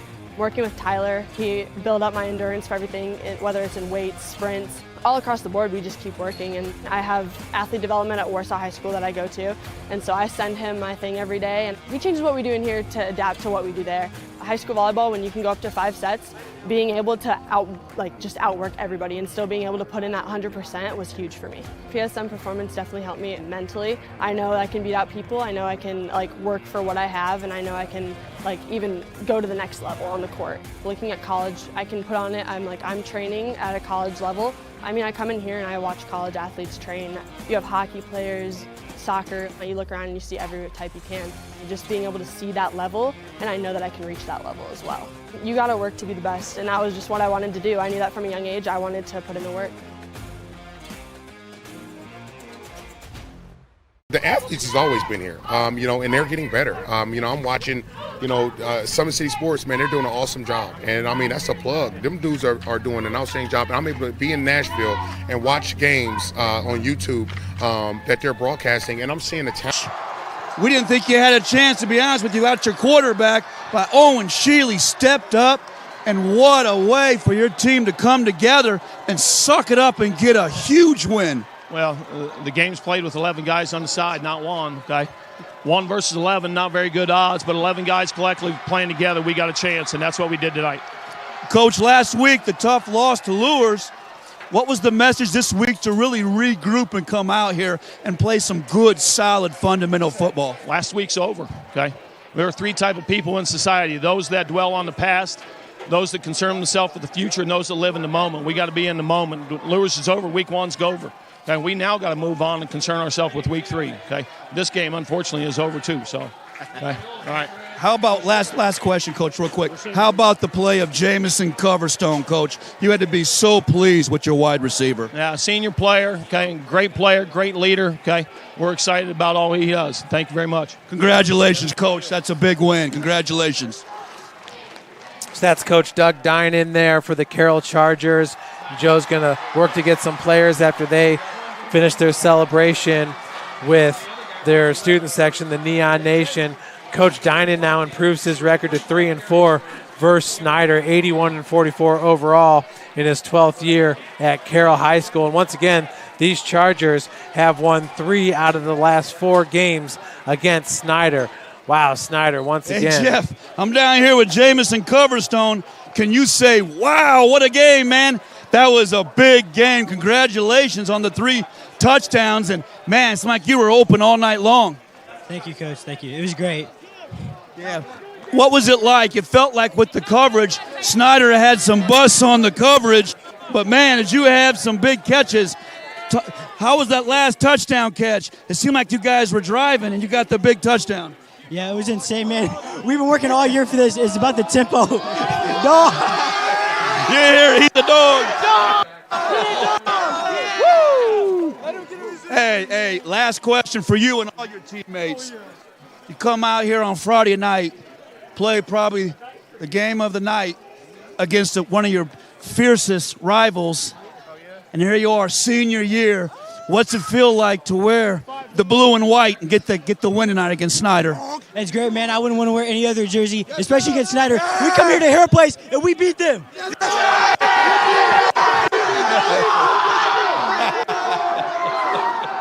Hopefully Joe didn't Hey, get Jeff, he's a dog, man. Hopefully. Congratulations to Carroll down here. Great game, guys. Congratulations. Yeah, hopefully Joe didn't get too drenched there with all the water bottles hanging around. We'll see if he can get Owen Sheely, too, the quarterback, real quick. Sheely, just can't say enough about the junior's performance. Big-time play there by Braden Steely, who comes up hard from that safety position. We talked about Jameson Coverstone and the great job that he did. Joe just got the interview with him. You see Owen Sheely getting interviewed by some of the other media in town, Journal-Gazette, as well as looks like Wayne TV over there. Hard not to pick him for the player of the week with the way this game transpired, either him or Jameson Coverstone.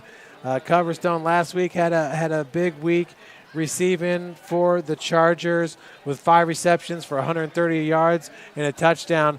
But he had 3 touchdowns tonight. Snider did not have an answer for him.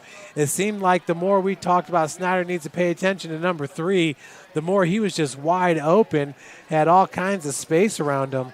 So Jameson Coverstone, good job by the Carroll defense.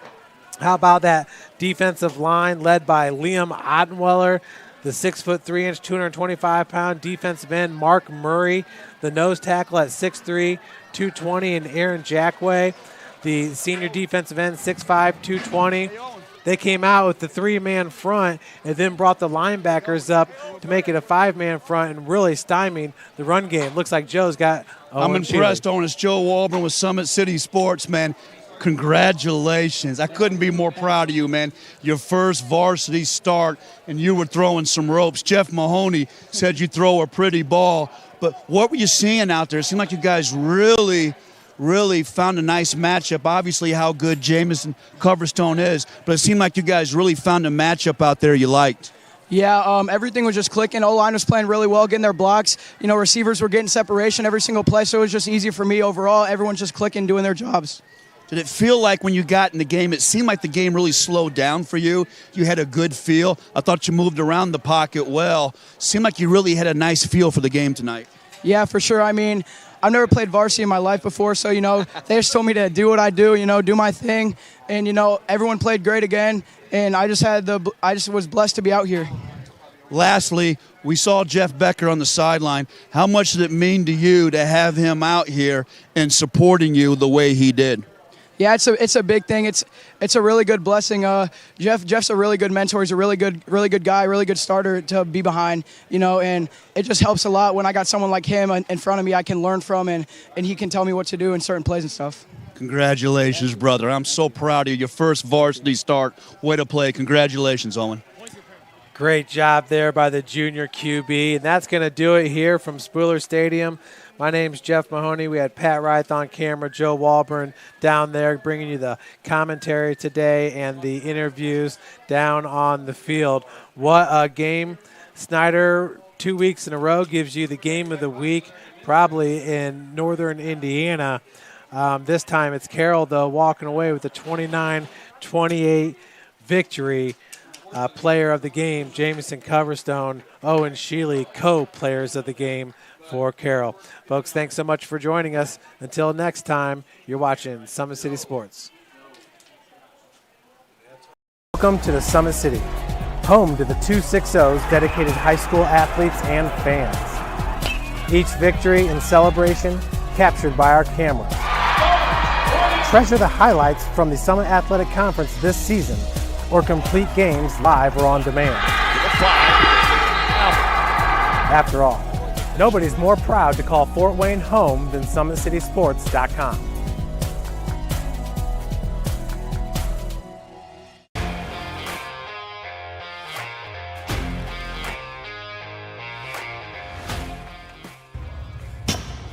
I like to stay active. I try to come in here at least 3 times a week and just get my 1-hour workout in. Since September, I think I've put on 22 pounds of muscle. I think my vertical has gone up plus 5 inches. I've gotten a lot faster since then, too. I can hit the ball further. In football, I can push people around more. It's basketball easier, too. Just being stronger just makes everything easier. Brandon started with Gym Rat's basketball training. After one of the sessions, he came up to me and he wanted to know if he could do more. So Brandon started the Edge program in November, in addition to the club training he was doing, because it offers personalized programming for his athletic goals. PSM Performance uses a long-term athletic development pyramid. At such a young age, it's really good for Brandon to set the foundation of athletic development. Since he is in season all year round, he has to be ready for all the physical demands. So he does a lot more strength training just because in basketball he sprints and cuts a lot. In baseball he's doing a lot of sprinting. In football he does a lot of sprinting and jumping. So preparing him to withstand the physical demands of those games, he does a lot more strength training. I like all the lower body stuff the best. I do goblet squats, split squats, back squat, front squat, a lot of those. Tyler knows what's best for me. He always points me in the right direction. He just pushes me to go harder every day. I was once a Southside kid who was led on a journey by high school football. A journey that taught me discipline, toughness, and the skills that made me a success. As a businessman with a CPA license who owns his own firm, I still use the building blocks of high school sports in my everyday life. Someday sports will end no matter what level you reach, but you will be left with the skills to compete in the next game, the game of life. Thank you for watching Summit City Sports. To help broaden our coverage, we're asking you to become a monthly sponsor to our Patreon account. We produce weekly highlights and live video broadcasts. When the Homestead girls golf team won its first state title in program history, we were there. When Fort Wayne brought back 3 state titles in cross country, we were there. We believe in sharing positive stories and setting the standard for how high school sports should be covered. Join us and donate today.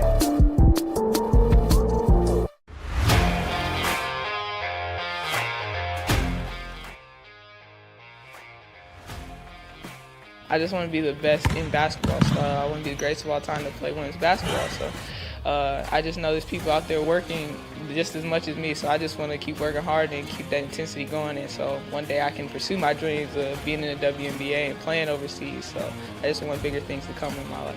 I remember when I started in March, she could do 0 pull-ups. She did have a great 25-inch vertical when she first started. She only weighed 150 pounds. One of our main mottos is do the simple things exceedingly well, and that's where we started. So we started the foundation, building her base, and now we've got to basically the peak of our pyramid of things that we can do with her.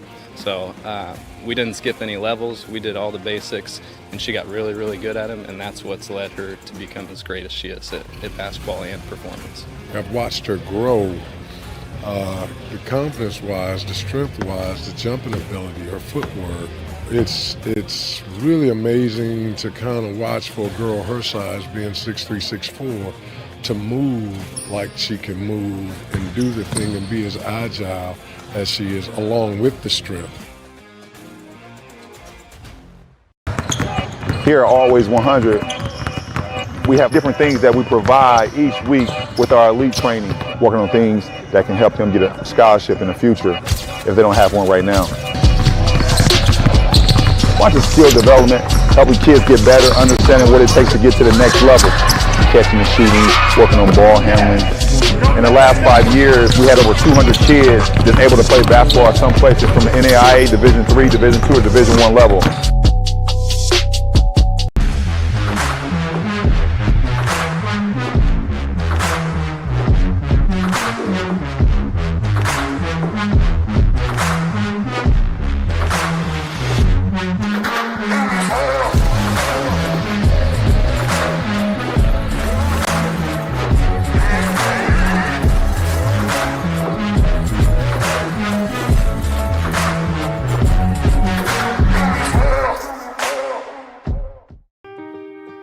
This is an invitation to join a movement propelled by people who care and members who have a share in the place they bank. Good morning, Sam. So when you have the chance to get your first home loan, you know an expert will guide you every step of the way. Or when it's time to buy your new car, you'll be treated like more than just a credit score. Good news, ProFed can get you that payment. This is an invitation to a place where simply belonging can help enrich your whole community. ProFed Credit Union. You're invited.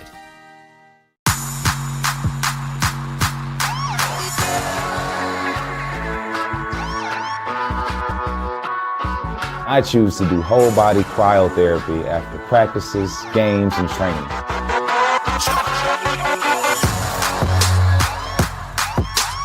It reduces inflammation in my muscles and allows me to move more agile throughout my profession. I became a believer in iCryo after my severe injury in college at Notre Dame, tore my ACL, and I was looking for ways to recover, ways to get back on the field. So I'm thankful for iCryo.